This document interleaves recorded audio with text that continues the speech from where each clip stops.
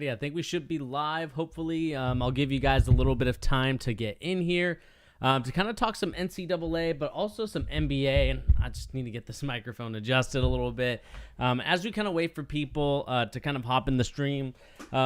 Kind of wanted to check in with everybody, see how they're doing. Shout out to my friend Jalen. We're in New Jersey right now for Ford Madison.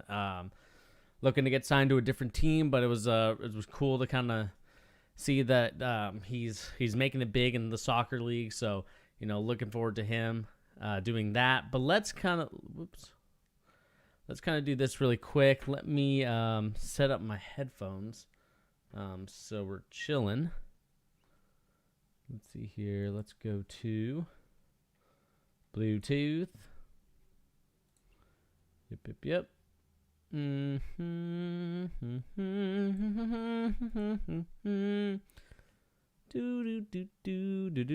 should be good now. Let's check. Taylor. Yep, we are good to go. Kind of tested. This is from last night's stream. We have a lot of these tabs open from last night's stream. Like I said, guys, also know that we have a Twitter handle right now, or we have Twitter. So we got called the Charge Stream. So if you guys are interested in kind of knowing my first reaction to things or to players or to whoever it is, make sure you go and check out the Twitter at the Charge Stream. We also have a Instagram as well. I'm gonna decide which one I want to do in terms of like which one I'll be more prevalent on, because I want to make sure that I really don't think I can focus on too many things at once. When you try and juggle a lot of things, it just gets combobulated, and then you kind of lose interest and focus on it. So that's kind of my side of things. Let's see this. Why is Hinata trending on here? Oh, okay, gotcha. It's a different show. I thought it was Naruto for some reason. But let's talk about this interesting news that I kind of picked up. And as we kind of wait for more people to join, the one thing that is very interesting is, of course, we have some rumors about Giannis Antetokounmpo might be joining the LA Lakers. This is something that we haven't yet seen AD sign his contract yet. So we're seeing that he could potentially be there signed. But we'll see, man. We'll see, as we read the article, just kind of putting out some things as well to other places to say I'm streaming. But let's start off reading this contract by More Sports. I don't know if this is what it's called, Marca.com. The future of Giannis Antetokounmpo, the two-time NBA champ, continues to be the league, or to keep the 30 franchises on edge. The Milwaukee Bucks star, whose contract comes to an end in 2021, has until December 21st to decide whether or not to accept the year-awaited Supermax contract extension, which would see him pen a 5-year, $247 million deal. Any domino moves in the NBA will depend on that decision. The Greek forward has conditioned his decision to remain in Wisconsin around the addition of new players who can help him from day one. The Bucks front office went out and traded for Pelicans guard Jrue Holiday and have agreed for a sign and trade, but obviously that didn't happen. However, Bogdanovich revealed that he never actually agreed to join the Bucks and later joined the Atlanta Hawks in free agency. So that has raised doubts into Antetokounmpo's future in Milwaukee. So, Bleacher Report, the failure to land the Serbian guard has caused Giannis to lose confidence in the Bucks, who will probably see that renewal slip away. The possible departure has put the rest of the franchise on alert, especially the Los Angeles Lakers, who have already drawn up a plan to try and sign the 25-year-old. The first step was to renew his brother's contract, Kostas Antetokounmpo, and then the second step is to plan to do with Anthony Davis, see if they can do a deal where he signs a contract and then eventually sign a contract and eventually do a deal where he's going to be making less money each and every year in order to get Giannis to come to the Lakers. And I think if we really look at it and, Giannis does, this is going to be game over for the league. Having probably 2 of the top 5 NBA players play on the team is absolutely going to be ridiculous, man. I think when it comes down to the end of things, like the fact that if Giannis is available to get into a trade or to somehow join the LA Lakers next year, I think it would just be game over for the rest of the league. I mean, it would honestly let LeBron rest a little bit more on the defensive end, and also like be more of a passer and get his points here and there. He doesn't necessarily have to guard the best defender or even the second best. He can guard like one of the scrubs, and it allows everybody else to kind of help in and fill in the role. So, you know, if they were able to sign Giannis, I mean, it would be kind of game over at this point. You know, I think if we look at the top here, you know, Giannis fitting in with these three guys, I think it would just be, like I said, I think it would just be game over at this point. You might as well just give the Lakers the championship as soon as the season begins for next year, if that's going to be the case. Obviously, as of right now, Anthony Davis has not yet signed his NBA contract, so, you know, we'll see. Like if he and Giannis talk and kind of figure out like, hey man, what move are you thinking about doing? I definitely could see it. I think the next thing would be if Giannis was to sign with Clutch Sports. That could also be game over as well for the Milwaukee Bucks, and also game over for any other team that's trying to sign him, because I think Rich Paul and LeBron and AD probably have a plan together to kind of say like, okay, like if you sign with Clutch Sports, you know, we can kind of start having these meetings and start discussing things.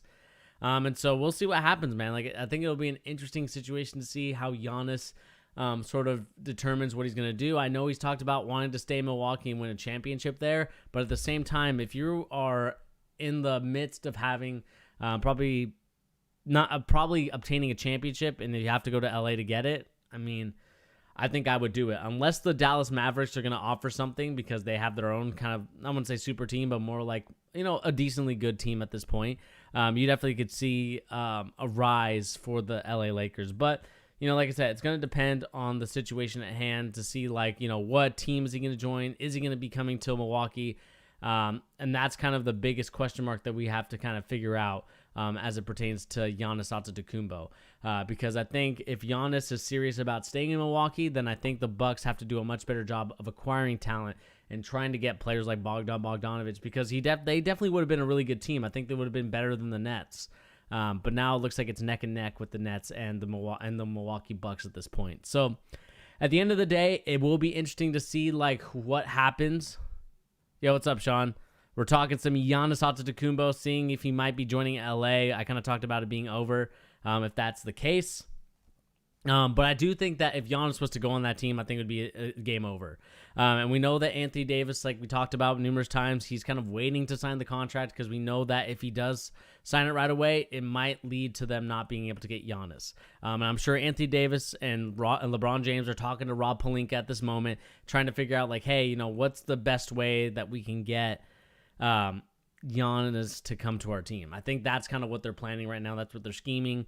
And I think if they were able to land Giannis next year, I think Rob Pelinka has to win Manager of the Year, GM of the Year, because I think like in order to finesse these trades that they have, they got Trez Harrell, they got a bunch of these other guys, KCP, they got him back. I just think that, to be honest with you, I think that just signifies and that signals that they're going to win the championship, because I think that they're that good. I think that they're that good to win a championship if Giannis was able to sign with them and, you know, create a super team in LA. But like I said, it's going to be up to Giannis. Like, he has until December 21st to kind of decide, like, do I want the Supermax, or do I want to take my chances in free agency and see what I can build? And so we'll see what happens in that situation. So like I said, it's going to be, yeah, apparently, like, if Giannis, I think Giannis can fit the cap, but he has to, I think LeBron James and Anthony Davis kind of have to take a sacrificial pay cut in order to do that, Sean. So I could see that happening, where I think LeBron James and Anthony Davis take a pay cut. Then, you know, maybe they might have to trade some players, but I think they do have enough space to fit all three of those guys in the cap. The question is going to be now after that is like the bench. Like, you know, you're gonna have to have a lot of league minimum guys, and it's going to be curious to see like what league minimum guys are able to kind of fit in the team. But I do think that they should be able to. If we look at, let's see if the Lakers have any space for them right now. So Lakers cap space. We kind of look at this and kind of see what's going to happen in this is the 2020, 2021. You know, they still got to pay Luol Deng that. I think, hey, Supreme Gamer, how you doing? I mean, they're still paying Luol Deng to this day $5 million. I think he gets it for another year as well. So they're gonna have to figure something out with that Luol Deng situation. I don't know if there's a way that they can just be like, okay, let's just pay for both years. But let's kind of look at the next year's situation for them and 2021, 2022 and see what, let's see the active contracts and see like what they got going on.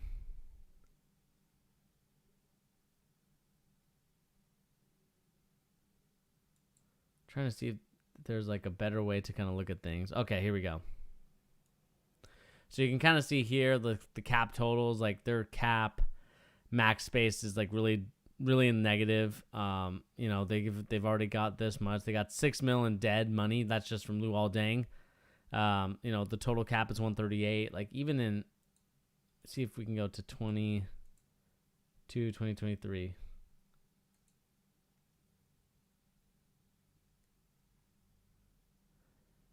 Yeah, like so here, Sean, they might be able to finesse in the 2022 season and try and figure something out. But I think that they do have a chance at, if we look at here, even this year. I mean, if we look at this is kind of what their contract situation is going to be. Even without Anthony Davis, they still have to pay Luol Deng.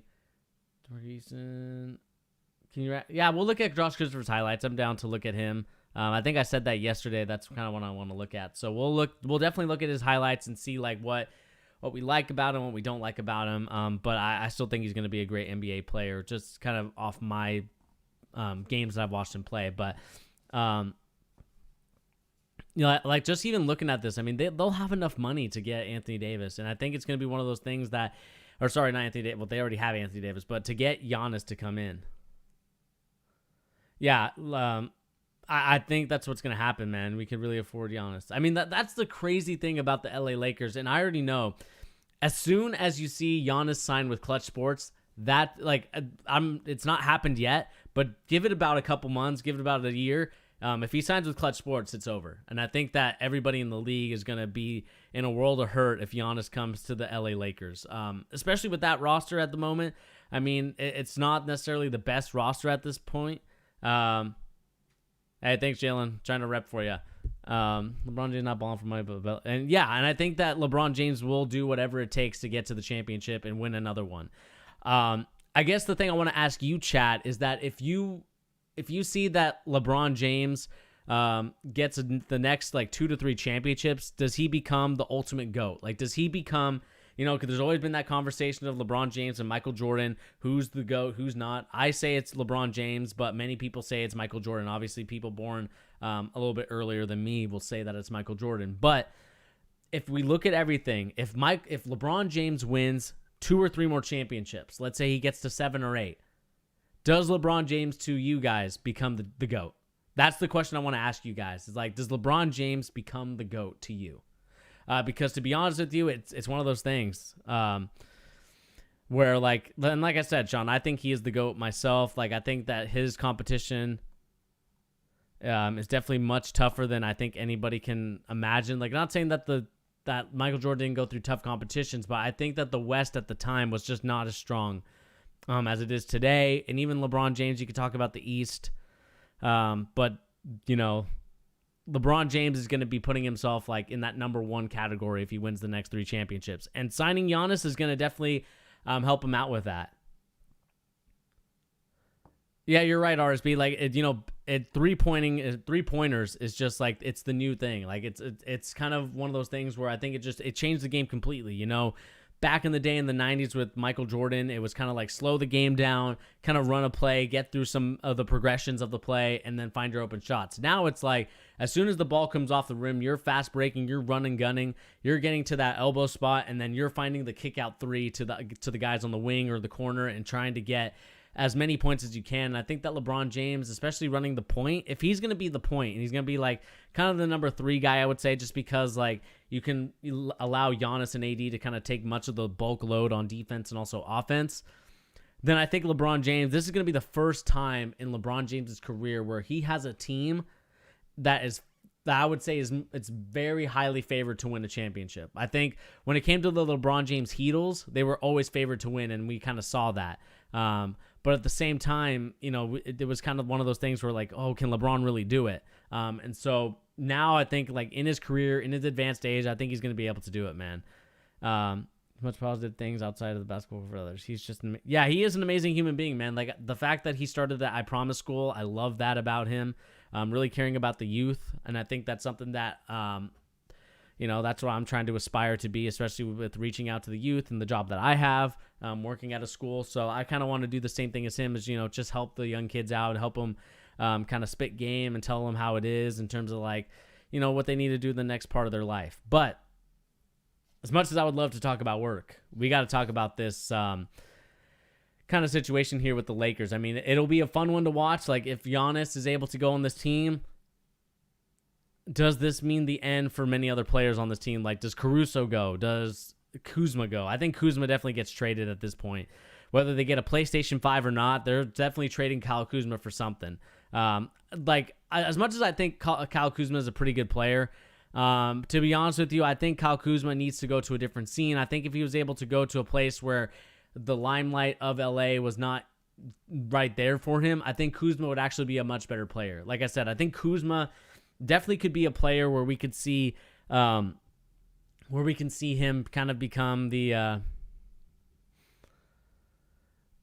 become a better player, I think, if he decides to go to a different place. And so Supreme Gamer, are they going to release anyone now? I mean, they've already they've waived Jordan Bell. I believe they've kind of waived some of the guys they traded for Golden State. LeBron made the finals more. That's why the rings. So you don't think Caruso will? It'll be interesting to see like what happens with Caruso. I mean, like this is kind of the cap holds that you see here. Dennis Schroeder obviously making that money. I think by the time that season happens, we'll see if, Dennis Schroeder stays or they make a trade for him. We'll see what happens with the younger brother for Antetokounmpo.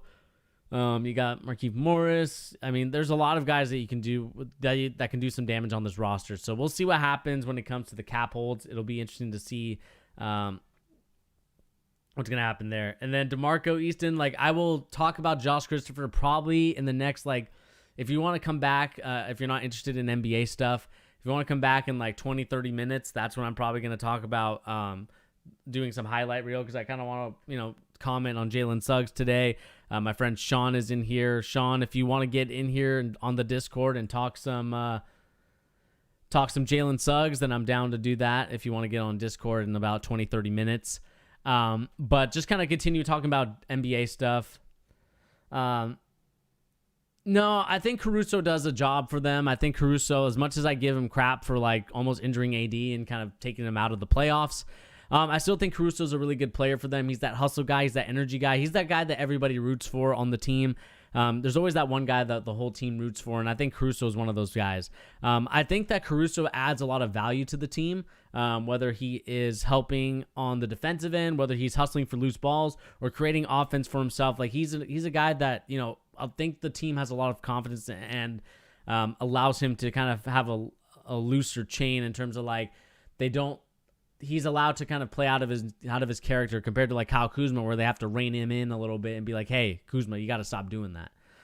Even though Kuzma will do what Kuzma does. So it is what it is at this point. Why is Tucker...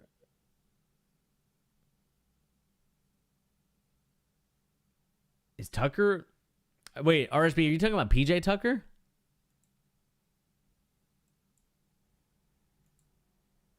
Let me see here. Oh, gotcha. This guy right here. I just think... I think when it comes to Horton Tucker, I think that...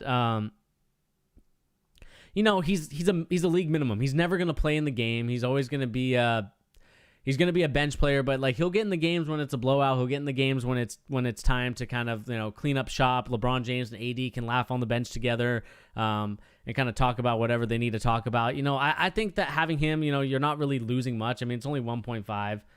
So I don't think it's necessarily that big of a deal.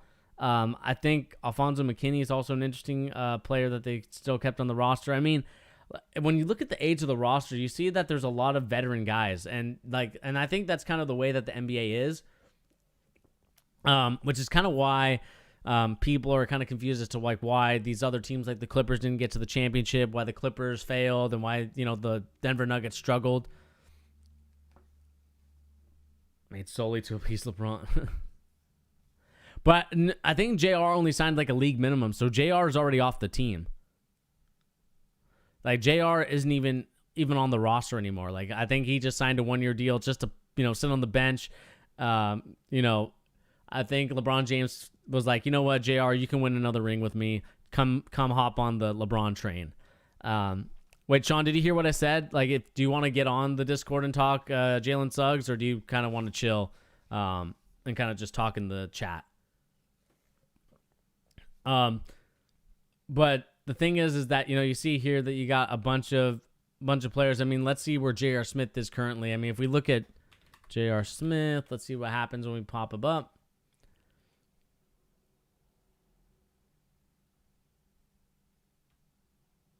No, not Dennis Smith Jr.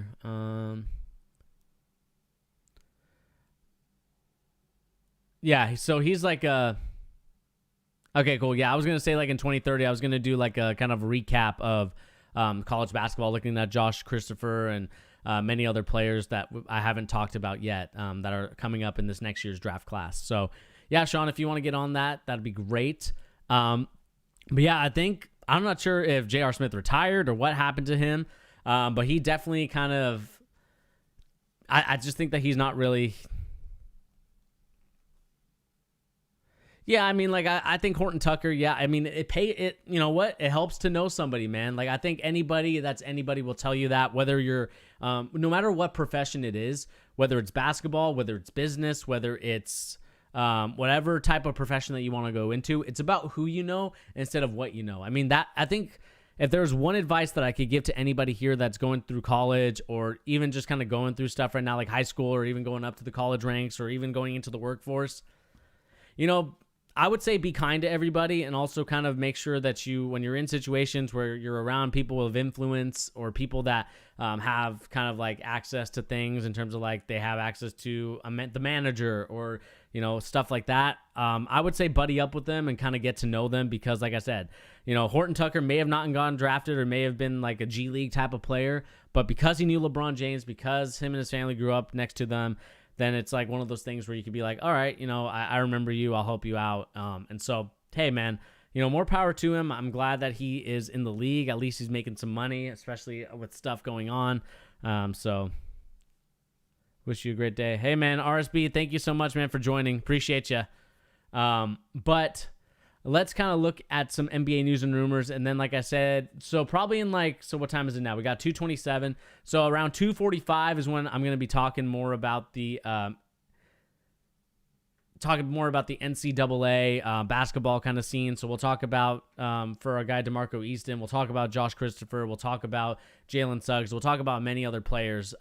So around 2:45, if I kind of go on a tangent, let me know, because I don't want to go on too long of a tangent. But so yeah, I think kind of summarizing what's going on really quick. Nobody wants to talk about that. Okay, we'll look at that in a situation. But yeah, just kind of going back to the Lakers and kind of going to the situation.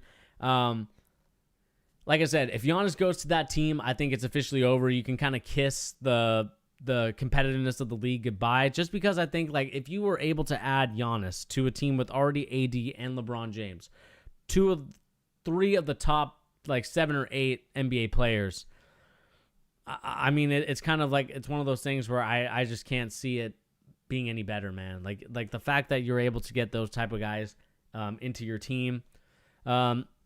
I think it's a good deal. I think it's a great situation for them. So, we'll see what happens. Like I said, it's going to be a fun one next offseason because that's when the real free agency class happens. That's when players that, are superstar players are going to be on the market and they're going to be looking to seeing like, hey, you know what? I want to go to a team. I want to go to a different place. But the thing is that like, yeah, they are a paint dominant trio, but I think LeBron James is a much better shooter. I think Anthony Davis can shoot the ball. I mean, if they can get Giannis to shoot, then I think it's officially over. But but Giannis is already young. I think that he can kind of, score the points in the paint. Meanwhile, AD and LeBron can kind of stretch the floor out. 3-point shooting wise, and LeBron James, like I said, is probably the most gifted all-around player. So we'll see what happens there. So let's look at this interesting article from Brian Whithorse, which is about nobody wants to talk about whether Ingram has an option. Yeah, I did, Tyrese. I finally got it, man. My hair was looking a little suspect. I'm not going to lie to you. I'm trying to figure out a way, not to get on this sort of soapbox, but I'm trying to figure out a way to style the hair right now. It's kind of one of those things that I've been trying to figure out for a lot of things. Yeah, Tyrese, you kind of missed it, but to kind of summarize before we talk about this Brian Windhorst article about Brandon Ingram, basically the rumor is that because Anthony Davis has not yet signed, we're going to see him try to communicate with Giannis Antetokounmpo, and so Anthony Davis is going to decide whether or not, to get him to talk to one another and try and figure out how they can fit on the roster. If LeBron James opts out, if Anthony Davis opts out of his contract, I think they're able to get Giannis in the situation. Hey, babe, how you doing? So I think that's what we're going to be seeing from here. So, I think it's going to be a very interesting situation about the LA Lakers and what they can do. So if the Lakers are able to get Giannis Antetokounmpo, then I think the league is officially over. You can already hand the Lakers their championship even before the year. Supreme Gamer, I think the reason why is kind of what we talked about is because I think he's looking around the league and kind of figuring out options. See, LeBron James, I think, has taught Anthony Davis that it's no longer about kind of the now. It's about looking forward to the next 2 to 3 years. To look ahead and see, okay, let's, if you don't sign your contract and if I decline, we'll have enough cap space to fit a guy like Giannis or whoever they decide to get in that free agency class. Because, so let's see here. What's that? The 2021 free agency class?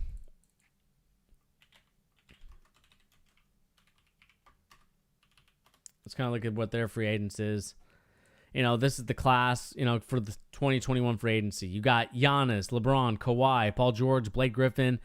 This is already a huge list. And Drew Holiday, we don't know if he'll re-sign. Mike Conley, Victor Oladipo. This is a really deep free agency class. So even if LeBron James, Anthony Davis decide not to sign that contract, you could still get guys like Bradley Beal, CJ McCollum, Victor Oladipo. You have a lot of guys that you can get to kind of add as a max player on your team. So I think Supreme Gamer, that's the reason why Anthony Davis hasn't signed yet. I think it would just add a different dynamic and variation to this team. So we could potentially see, like I said, whether Giannis goes to this Lakers team or not, there's still room for this situation where where the Lakers can sign many different players. I definitely would not sign Paul George. I wouldn't sign Blake Griffin. Kawhi Leonard if he's willing to take that pay cut. But there's definitely a place for a superstar player, caliber player, I should say, to join the LA Lakers. So no matter what it is, they'll be able to join. But let's move on to this next story. So we kind of move on and we can talk about some rookies that are coming up next year. We talk about Brandon Ingram has agreed to a 5-year, $158 million deal in a restricted free agency class. I don't think anybody was trying to bid for him because they know that New Orleans was just going to sign him. So Brandon Ingram just signed. He wasn't actually signed the contract yet, but he just agreed. To my knowledge, it hasn't been reported whether he got an option or not. My attempts to find out whether he got the option is nobody wants to talk about it because it's a sensitive topic. So Ingram and the Pelicans were unable to agree to extension before the 1920 season. Ingram went on to have a breakout season, became an all-star. If Ingram has a player option, he can become a free agent in 2024.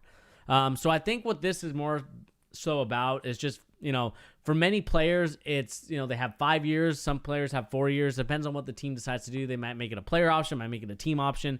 I don't think teams do team options anymore because they know that these players don't want to sign that team option. They would rather kind of have it be a player option so they can decide on their own accord whether they want to stay or where they want to go instead of the team deciding, hey, you know what, you're staying another year when they don't like the situation at hand. And sorry, Sean, I forgot to look at your comment. I would love to have seen. That would have been a fun NBA Finals to look at. A prime Lakers team versus a prime Golden State team. It actually would have been a fun NBA Finals to look at. I still would have the Lakers in that one, even though the Golden State Warriors have a lot of great players. So a team option, Supreme Gamer, is basically the team can decide whether they keep you or not. So usually when it comes to rookie contracts, the first one that they take, Usually it's like a 2-year team option, so they can decide, okay, you already played your year, we're going to sign you again for the next 2 years. The teams can decide whether they want to keep you or not. And so it's basically, just think of it as like the team can decide whether they keep you or not, so they can decide to pay you the same amount of money or not, or whatever how much they owe you left. So a team option, like I said, is just a contract in which where the team can decide whether they want to keep you on for another season or 2 seasons or whatever it is, or whether they decide, you know what, we're going to move on from you. You find your new team. And so I think that's more what the team option is, in my opinion.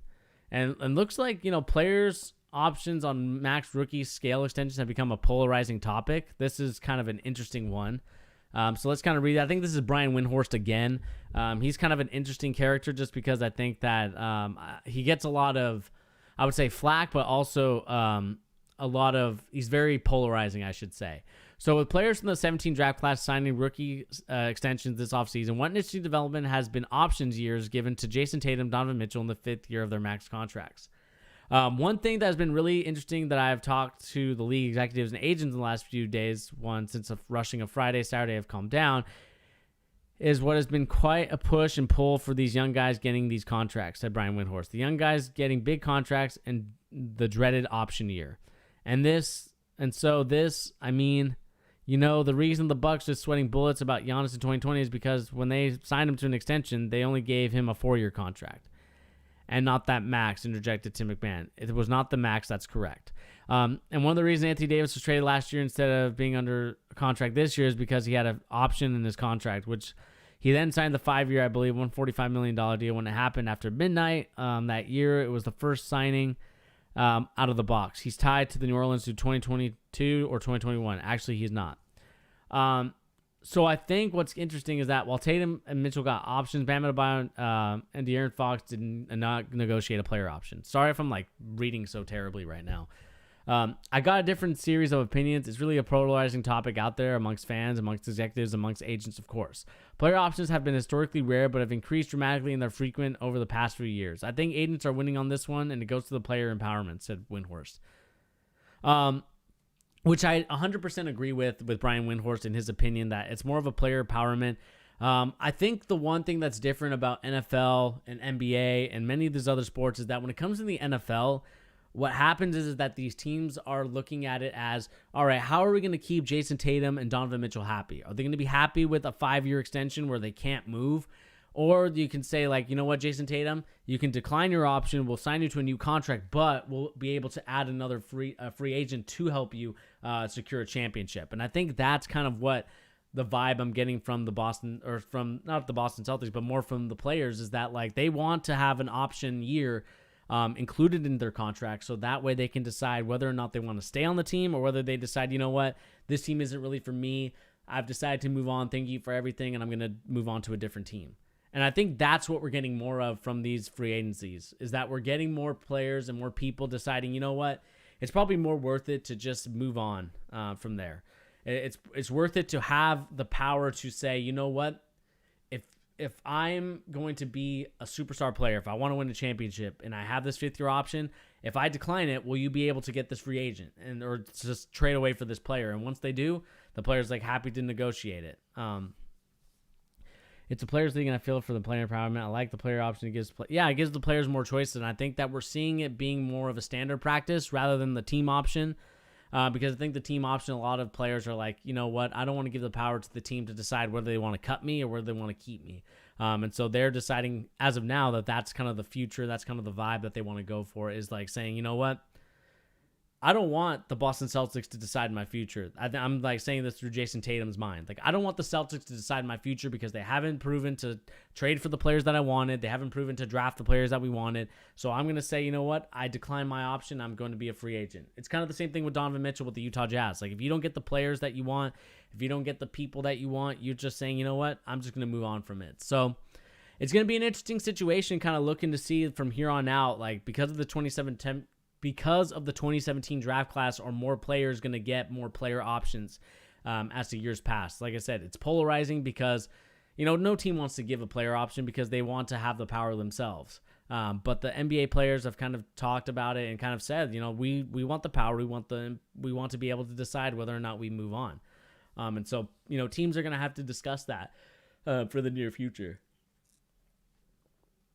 And then let's kind of look more here, seeing if there's any other thing to kind of talk about. We'll have to look at this. The Nets re-signed Tyler Johnson. Let's see how this contract is. I'm not sure if it's like a minimum. Not really. Warriors signing Nico Mannion to a two-way. I think that's a great move for him to go to the G League and actually play and, get better. I think that's kind of the thing that we need to see with Nico Mannion is just kind of where his growth and development is, because he's not going to be the most athletic guy on the court. So I'm happy that he was able to do that. We got JJ Barea signing a re-upping with the Mavericks. So that's happy for him in that aspect. Tyler Johnson is a bucket, man. The Nets, I don't know how much they signed him for, but he's definitely going to be a player that could definitely be a nice sixth man off the bench for the Nets team if they decide to get James Harden. We'll see. But let's go to ESPN right quick. Looks like this is going to be a really good game. I'm going to have to watch that a little bit later on the replay, at least the fourth quarter. Looks like Trubisky is getting a start, not to talk football, but he looks like he's going to get a start. We also have, the NBA releasing for December 11th. That's also something to kind of talk about as well, is that the NBA now has preseason official, with the first game being the LA Lakers and the LA Clippers. That's interesting. We got Giannis and the Mavericks playing against each other against Luka Doncic the 12th. Kevin Durant suiting up the 13th. We got Philadelphia and Boston playing the 15th, and the Raptors playing in Miami or Tampa Bay on the 18th. And then we got a bunch of other games. So it's really cool to see that is going to be going on. Preseason is a very fun time to watch, even though, it may be boring to some. I still think it's a fun experience. And obviously they're not going to play as many games just because of what the league is going through right now. They're trying to hurry and get this thing going so they can kind of restart next year in a similar note. And just kind of looking here, Bellinelli goes to Italy. I think we talked about that last night. Klay Thompson has the surgery, which is great. Kaminsky, we kind of already talked about all this, but Supreme Gamer, you said Nico Mannion is an inefficient guard. He does need the practice in the G League, because I think when it comes to him, he needs to work on his game a lot more. I saw him in person. I'm not saying that I wasn't impressed, but I think Devin Askew, the guy that he was going against, was a little bit better than him. Kind of had a little bit more fire than him. So I think Nico Mannion, although he's a great player, I think that he would have actually been a lot better staying at Arizona and working on his game. And then, maybe 2 or 3 years he, goes to the NBA. Maybe he becomes like a nice first late round pick. But, I think Nico is going to do fine. He just has to go to the G League now and kind of do it that way instead of doing it through Arizona. Let's see, look at this. I don't think this is anything new or interesting. This is kind of just talking about the situation at hand. And so as we kind of prepare for what's going to be going on, I'm going to have this down here. Get ready for my friend to get on Discord. So we'll see what happens with that. Opening my browser. We'll get Shoni on the Discord. All right, we'll just be in here. Sean, whenever you're ready, just hop on the Discord. It's already on, so you can get on whenever you need to. So, as we kind of continue looking at here, we'll look at this bold predictions, kind of top trade targets. We'll see what other situations to look out for. Some people are talking about Derek White, what happens there, and John Collins of Atlanta. We talked about this with my friend Josh. He's kind of concerned that John Collins won't sign an extension, and then they'll be able to not be able to get in there. So, Sean, once you're ready, we'll talk college basketball. Supreme Gamer, I haven't started would you guys actually be interested in me starting an actual Discord and kind of creating one for the Charge? I would be down to make one if that's kind of where you guys want to talk basketball instead of like a Twitter. Let's see here.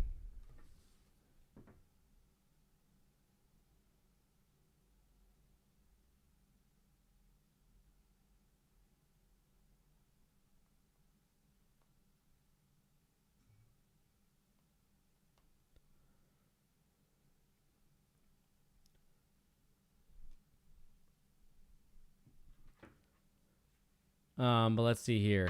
We talk about Rudy Gobert. That's also another interesting situation.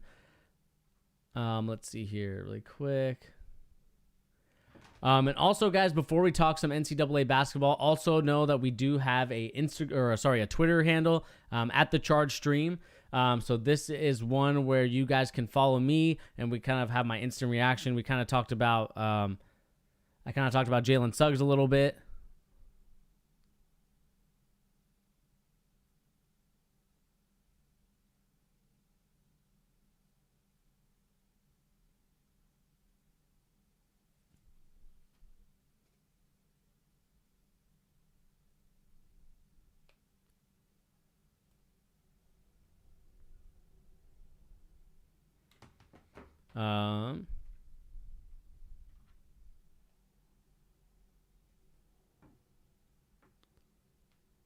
Let's see here. So yeah, just follow the Twitter account, and that'll be good. We also have a SoundCloud where we have a new podcast with me and my friend Pete talking about console culture podcast, talking about the Xbox Series X and also kind of the PlayStation. So we'll see here. I think that's really it. So Supreme Gamer, I will be working on that eventually. I'll see what I can do about that. Let's see here.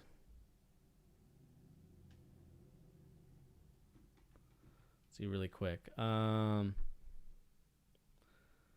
than that, I think it's fine. Let's see here really quick. Just kind of gonna wait for Sean a little bit before we talk some NBA. So the podcast link is right here. I'll probably copy and paste it into the chat. Let's see here.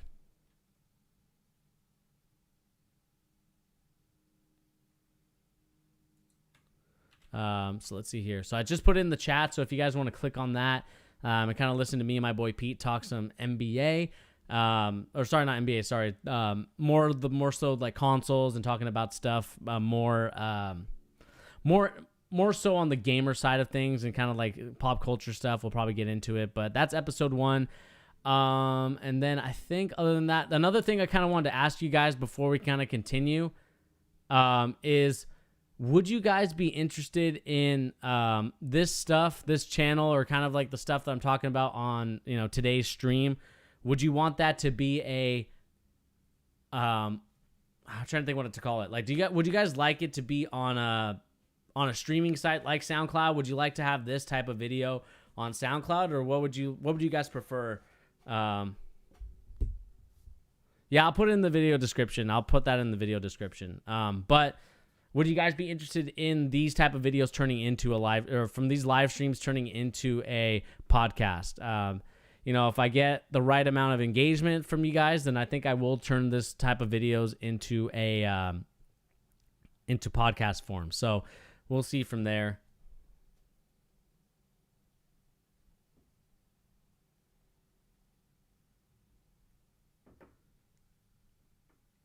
But we'll kind of take a look at here. Let's see here. That's college basketball. All right. I mean, like I said, if I get some really good engagement on it, then I will definitely be putting that video up there. And as that happens, let me just put up YouTube and kind of look up Jalen Suggs and many other players that played today. So let's see here. Jalen Suggs. Who they played today? They played Auburn. They played Auburn today. Didn't really have much points, but definitely it was definitely a more interesting player that we'll probably kind of talk about with Sean on here is probably Timmy.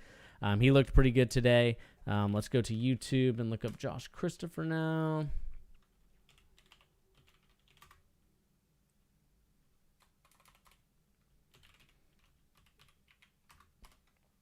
Let's see here if they have his highlights. They played Villanova. Yeah, they played Villanova.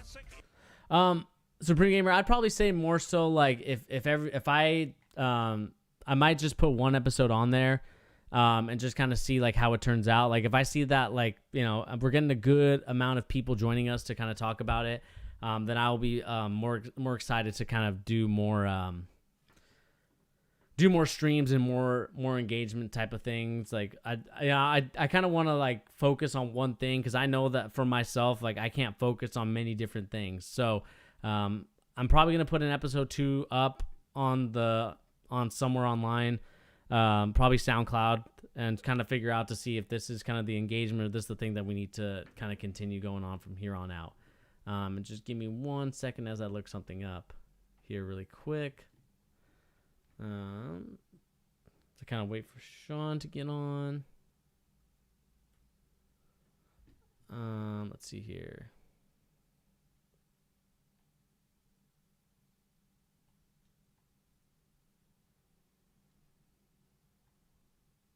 Oh wow. All right. So I think we're just gonna start off with Josh Christopher. So if Easton, if you're still in this chat, we're gonna actually watch Josh Christopher highlights and kind of see like what type of player he is. And so let's see here. We'll kind of make this mute, and we kind of watch the highlights from here on out, kind of seeing they're playing for some sort of basketball globe. I know it's a championship trophy, so we'll see what happens here. So Josh Christopher is number 13. If you guys are curious to see who he is, he's, I believe, a 6'5" guard, if I'm not mistaken. And so here he has the ball. Back screen for him. It's going to pop up. Let's finish around the rim from that guy. Let's see here. Villanova won this game, but I kind of want to see, maybe we should just look up Josh Christopher highlights instead of whoops. Thought I was going to select all of it. See if they have his highlights. Drops 28 points. I mean, this is kind of, let's watch more highlights from here. Good crossover, good finish around the rim. Definitely very shifty. Like I said, the one thing that I like about him is that, like, when I watch him play, he has definitely a good, like, him and Cade Cunningham definitely have a good change of direction, change of speed, which will definitely be tremendously helpful in the NBA. So, we kind of see here the shot looking pretty good. I mean, I think he's just going to be a bucket getter in the NBA. He's going to be a really good player. I like his ability to play in the league. For some reason, Arizona State gets these guys where you're like, wow, he could really play. Good cut there, good finish, athletic. I mean, Josh Christopher is going to be an NBA player. Like, there's no ifs, ands, or buts. The question is, like, how high is his ceiling, and how low is his floor? I think right now he's a very raw prospect, but like he's already showing you that he can definitely like bang out with the big boys and definitely be a player that you can look out for as an NBA player. Like I said, the jump shot looks cool. It looks clean. It looks smooth. So we're definitely looking at someone that definitely could be that definitely could help any team in the league right now. I mean, like 28 points, even against number 3 Villanova, is very impressive. And so we'll see where he goes here. 2-on-1. Give him the N1 with the block. I mean, he looks like a good player, man. Like I mean, we kind of watched him a little bit here. The crossover is his favorite move to kind of hit, and so to attack and drive the lane. So I do like his ability to attack the lane. I want to see a little bit more defensively from him, but watch some screen here. The shot looks not too bad.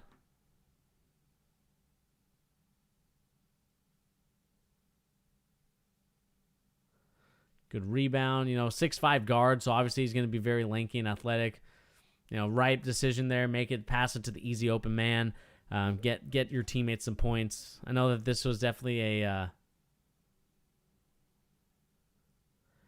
he just kind of I would say that he reminds me of a 6-man like Lou Will, like without the lemon pepper wings. But like I think he kind of reminds me of a Lou Williams type of player.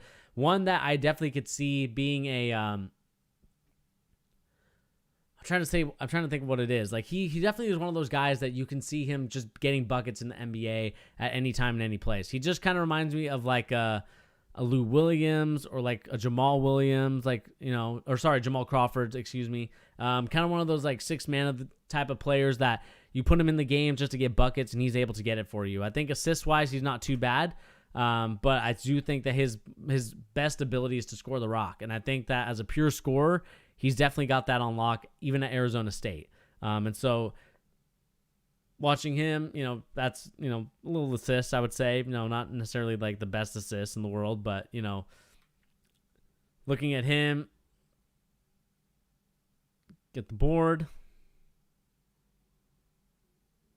Yeah, I mean, like he kind of reminds me of a Jamal Crawford, just like without like I would say like the Jamal Crawford like handles, but just has a knack for getting to the basket, has a knack for scoring. So I think when I look at everything,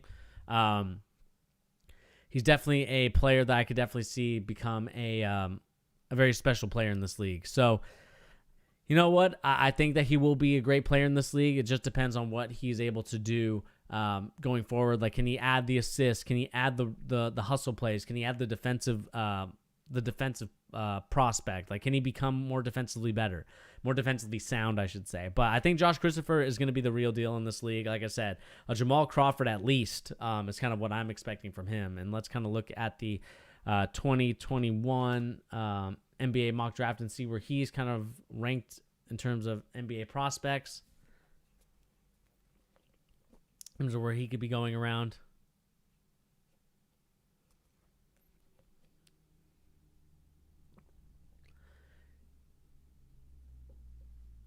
I think like he does kind of remind me, like even so, more like a pure scorer. So we'll see. Like here on NBADraftRoom.com, we have him number 30.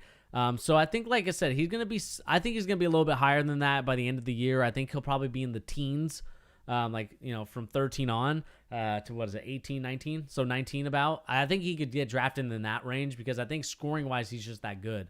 I think it's just the other things that he needs to work on. So we'll see where it happens with him in terms of where he can potentially go in this place. And we'll talk about Jalen Suggs in just a minute, but let's kind of continue watching a little bit more.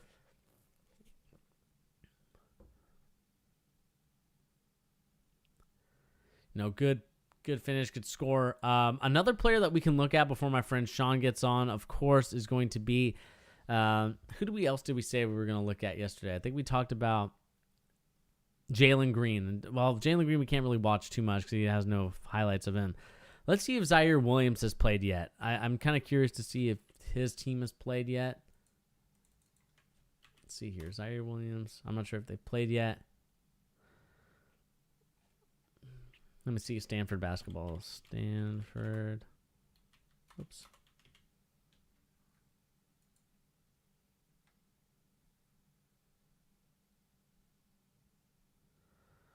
Let's see if they have like an official. Let's see what they start their season with.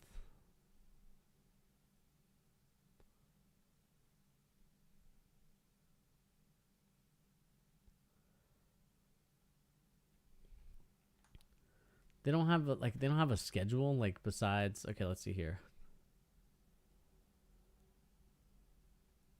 Okay, so they were supposed to play Utah Valley November 25th. That game got canceled. And so the next game that they have is the Maui Invitational, which is going to be inevitably in North Carolina. So I don't know if they can really call it the North Carolina, they should call it the North Carolina Invitational, not the Maui one.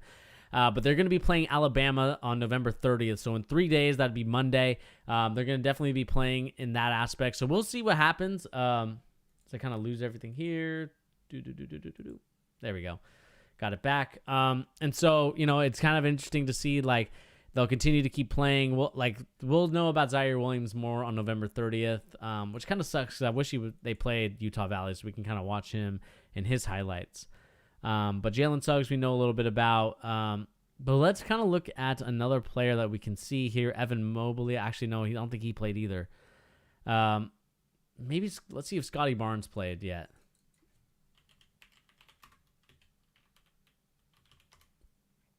If they've played, yep.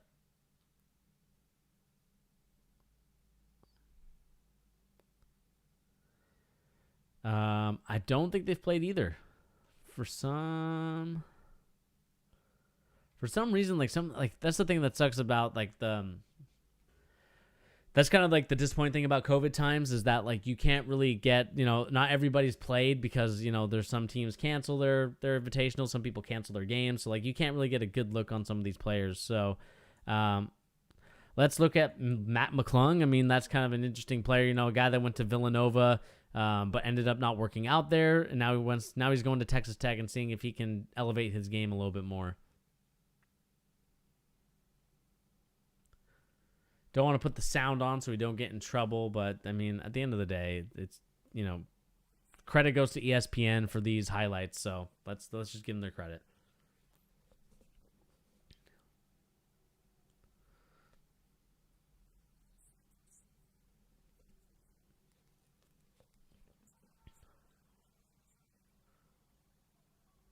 I think Matt Mcclung will definitely be a player that we can see him maybe getting that Nick O'Manion kind of type of deal. I think he's a guy that'll stay 4 years in college, or at least try and go to Europe and play. Like I think he's a guy that needs to kind of grow and mature because I think the problem with him is that he's kind of on the smaller end of players, and he has tremendous bounce. But I think like that's kind of what he's been known for. But I think it's more about now like polishing his game and figuring out what he's going to be good at. Because Sam Houston State is like no disrespect to that program. They're definitely not the same as as one of these like top D1 programs that you see like a Kentucky, like a Duke. Even Texas Tech's rated number 14, which is kind of crazy to me. They must have someone else that should be helping them better. I don't even know what to say about Texas Tech, but looks like Sean has joined us via Discord. Surprise everybody. So I'm just kind of talking Matt Mcclung really quick, Sean, and then we'll kind of move on to Jalen Suggs. I like looking at him. He's a dunker. Yeah, and that's kind of that's going to be the interesting thing about Matt Mcclung is like can he be known more known for other things besides being a dunker? And that's kind of the interesting thing I want to see him develop as he continues to grow and mature in the college basketball rankings. It's like I know they're 14 right now, but like is he going to be a guy consistently that can play all these games at a consistent level to where like it's comparable? You get his assists up, you get his numbers up, because it's going to be more than just points that he's going to need and dunks, right? He needs to be able to assist the ball. He needs to be able to get the people in the right positions. He's also defensively has to be a better player as well. So, I think at the end of the day, Matt Mcclung, we'll see what happens in his career. Do you think that he's kind of a guy that stays in college for a long time, or do you think he goes after this year? I could see him staying a couple of years. I mean, I just don't think he's fully developed. I mean, the athleticism's there, but to me, he's not like, screaming lottery pick or even first round. So, I mean, I think he would benefit from staying and more developing his game. Yeah, I think he kind of has that like second round grade, even undrafted grade, to be honest with you, at this point. So I think that if he can really grow and develop, like I know he can, then I could see him being like a good player for Texas Tech or whatever team he decides to go for. But, we kind of see Matt Mcclung here stuffing somebody really quick, stuffing him on Thanksgiving Day. Actually, I think this game was today, so, Black Friday. But, Sean, as much as I would love to talk Matt Mcclung and kind of like his highlight tapes, let's talk about your Gonzaga Bulldogs and Jalen Suggs. I think that's kind of what we're here to talk about. They played the Auburn Tigers this morning, very early in the morning because they're in Florida, obviously. The team that the Gonzaga Bulldogs have is a very interesting one, I would say, because you have Drew Timme, you got this Weston kid, you got Corey Crispert, you got Joel, and Jalen Suggs obviously being your star player on the team. What is your opinion about Jalen Suggs? Like what's your initial take on him? I know you have a very hot take on Jalen Suggs. Yeah, so I mean, I expected him to be, really good, but just like, watching his AAU kind of highlight mixtapes, he looks insane, but there's lots of people who can do that, in AAU or, in high school. But seeing him just here in his very first two games, he's an absolute playmaking machine. His passing is way better than I ever thought it would be. He's got to be, the best passer on our team by far, and he just looks so elite and so fluid. I mean, the only thing I feel like he has to work on is probably his shooting, but even then, I feel like he's going to shoot like 35% from three. Um, and he's shooting well from the field outside of threes as well already. But for me, he reminds me so much of John Wall. I've seen other people on Twitter and stuff saying that he reminds them of, like Derrick Rose, but I feel like he's more complete. I feel like at this point, even though maybe he's not as athletic as John Wall, um, or, kind of as shifty and as good at finishing as Derrick Rose, I feel like he's a mix of both. And to me, he's definitely going to be a top 3 pick. He's going to be up there for, contention for player of the year, but we also, have 2 other people on our team with Kispert and Timmy who will probably, be up for that as well. So I'm just excited to see where he goes, but I definitely think he's going to be a really high lottery pick, and he has a ton of potential. He does really remind me of John Wall, 6'5", good defending guard, can rebound, and his ability to slash and create these, circus layups and these, alley-oop dunks are just crazy for a freshman. Yeah, I think the one thing I really like about Jalen Suggs, and you kind of nailed it on the head, is just the passing ability. I think like something that I think a lot of players that I'm looking at the draft class, if we kind of look at it on my side of things, you see Cade Cunningham up there, Jalen Green, we haven't really watched play, Brandon Boston Jr., not that type of player to pass the rock, Jalen Johnson, definitely not a passing type of player. Many of these other guys too. I think Jalen Suggs obviously will be a lottery pick. It'll be foolish if any team kind of skips out on him, just because I think passing and shooting is going to get you a long way. And I think passing more so, because if you can create opportunities and easy ones for your players and your team, you see what it does for many teams. It gives opportunities to other guys that necessarily don't have the ball in their hands very often. And I'm more impressed with another player on your team, more so than Jalen Suggs, and we'll kind of talk about that in a little bit. Just kind of overall talking about the Bulldogs, because I know you want to talk about them. Yeah. But yeah, I think Jalen Suggs, like I said, I think the one thing that's concerning is just the shooting. Obviously, it's not going to be, I don't think he's necessarily that bad at it. Yeah, he's really not that bad. I mean, he's been able to hit some deep threes, and it seems like he's such a more complete freshman package than so many of these other guards you see get drafted. Like, I don't even know, like, look at the Ball brothers. Like, the reason they're drafted so high is because, they have all that potential with their passing and their just ability to read defenses. And you look at Suggs, and he's throwing in crazy passes, like beautiful dimes that you'd see from the Ball brothers, but he can also finish and he can shoot. And he's just a better, more complete playmaker. Yeah, I think I see, I see your point. I think LaMelo, though, as a passer to me, is a little bit better in that aspect. I think that he definitely makes it a lot easier. I'm not saying that, there's like levels of passing, but I do think that LaMelo Ball has, I think the vision for LaMelo Ball is a lot higher, because I think him and Lonzo definitely look more so for their other guys to succeed, and then they'll get their points here and there. But I think, like, compared to guys like Anthony Edwards, I think Jalen Suggs would have actually been one of the top 5 picks in this year's draft, the 2020, and even in this next year's draft. I think, when we look at all the prospects that are in the 2021 draft class, I think he's got to be up there in the top 8 at least. Because I think, I mean, the thing is, even though he's so complete, like a lot of those guys you see get drafted aren't that great at defense, but Suggs is, he gets like 2 steals a game and a block, and he's, someone who isn't a liability at all, and he has good size. Yeah, and like I said, we'll see what happens with Jalen Suggs, because obviously it's going to be a long season. This is just the Fort Myers Championship or Classic or whatever it's called.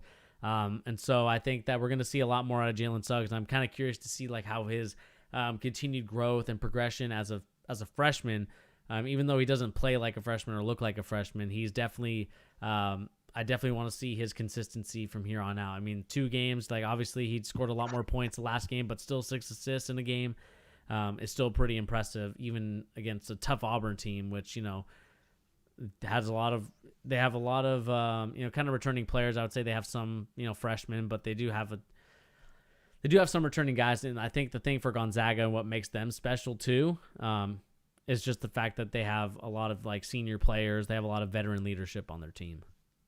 Definitely, and that's one of the things that I would just love about Gonzaga is, we are starting to get those like 5-star recruits like Suggs, and we may land, Chet Holmgren, who's the #1 overall prospect next year. But just like the fact that we can keep guys, like Corey Kispert for 4 years, who will probably, I assume he'll get drafted. He's probably gonna average, over 20 a game this year, and he's just automatic from 3. So he's got really good size as well. But yeah, we just have these, we're not like a complete one and done school like Kentucky or Kansas or Duke. We're able to kind of bring people up through a culture. Right. And so, Sean, I'm sharing my screen with you so you can watch it real time and not like my stream. And we're just going to kind of watch these highlights of Jalen Suggs really quick, if that's okay with you. Yeah. Let's see if I'm not sure if it's going to play or not. Was very impressive to say the least, with 24 points, 8 assists. Just kind of watch and see. Are you able to watch it? Yep. I mean, like I said, like his finishing ability around the rim is amazing. Obviously we're not going to play the sound too high or else this stream might get copyrighted. I mean, look at that. Like the anticipation of the steal right there is really good. The finish. I mean, your body control is amazing. The body control to finish around the rim is absolutely amazing. The fact that like even as he creates that contact and is able to kind of just go a little bit with the scoop as he gets hit is definitely very impressive. Yeah, see those finishes. That's why people think he's kind of like reminds me of like Derrick Rose, but I feel like defensively and athletically, he's more compared to, someone like John Wall. Man, great finish there, and obviously caps it off with the free throw miss. I mean, like the shooting is the kind of the one question mark, but still, definitely athletic. Like something that I think Gonzaga. I think that's kind of what they need in order to get the NCAA championship is that athleticism. Shifty, and be able to, I'll just kind of replay that that last bucket that he just scored. Like, we see how shifty he is, like that change of direction and change of speed. Like, look at this change of speed really quick. Gets this guy to kind of try and, come up and be like, oh, shoot, he's got to shoot it, but then, gets him off the dribble and finishes easily around the rim. We'll see it again here. Like the hesitation and finish is just absolutely beaut. And so that's kind of an amazing thing to see. Yeah, his only issue in these first 2 games has been really just like foul trouble. He's been picking up quick 2 or quick 3 in the first half, and then had to sit for a while. So his game time isn't as good. Yeah, but I'm sure that'll work itself out. Like that pass right there. Like I know that he got fouled there. I know he got fouled right there, but like if you have like an NBA player in that situation, like you create such a great like mismatch for players, and players are not expecting it. Like, it's rare for passing is something that a lot of teams are looking for. Lanky guards that can pass the rock and also shoot. And obviously look at that move. Go back, watch the guy. I don't know if it'll show the replay, but the guy on Auburn just flops. He doesn't even get touched because he Euro steps around him. I think it'll show the replay here because that's. I hope at least. Here you go. It'll show the replay.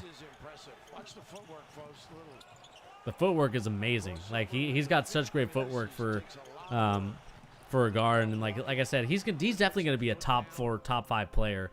That's going to be picked in this year's draft. That is impressive. That's why everybody in the country loves him. I'm excited to see him in the league. Because he's like 18, but he plays like a finished product. That could have been a little bit better, but that's still like good court awareness to get the ball up ahead. Yeah. For a quarterback, I expect a little bit more from him there, but that's okay. I'm not sure if that guy got a little deflection on it. I need to look. No, that was just kind of a. Oh, that's pretty basketball. An okay pass, but let's. Powell to Thor. Just off target. Lob. Ayayi to Suggs. What a finish! Man, yeah, having a guard you can just throw alley-oops to is kind of unfair. How impressive was that? Also, why are all the why are Kispert and do you know the story behind the headbands?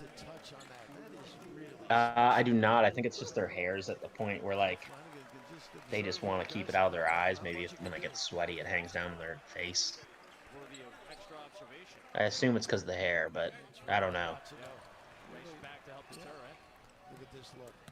But you know what? It's working for them. So both of them are, scoring 20 plus a game. Yeah, it's working. Like you said, it's working, man. Kind of watch a little bit more. Shout out to Swish.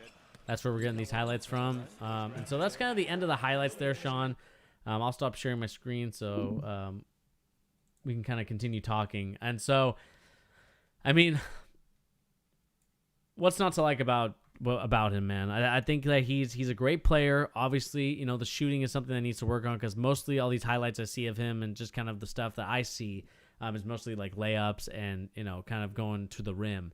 But we'll see from here on out, like from the rest of the season, how it's gonna work. What to you makes someone like Cade Cunningham more desired than someone like Jalen Suggs, in your opinion?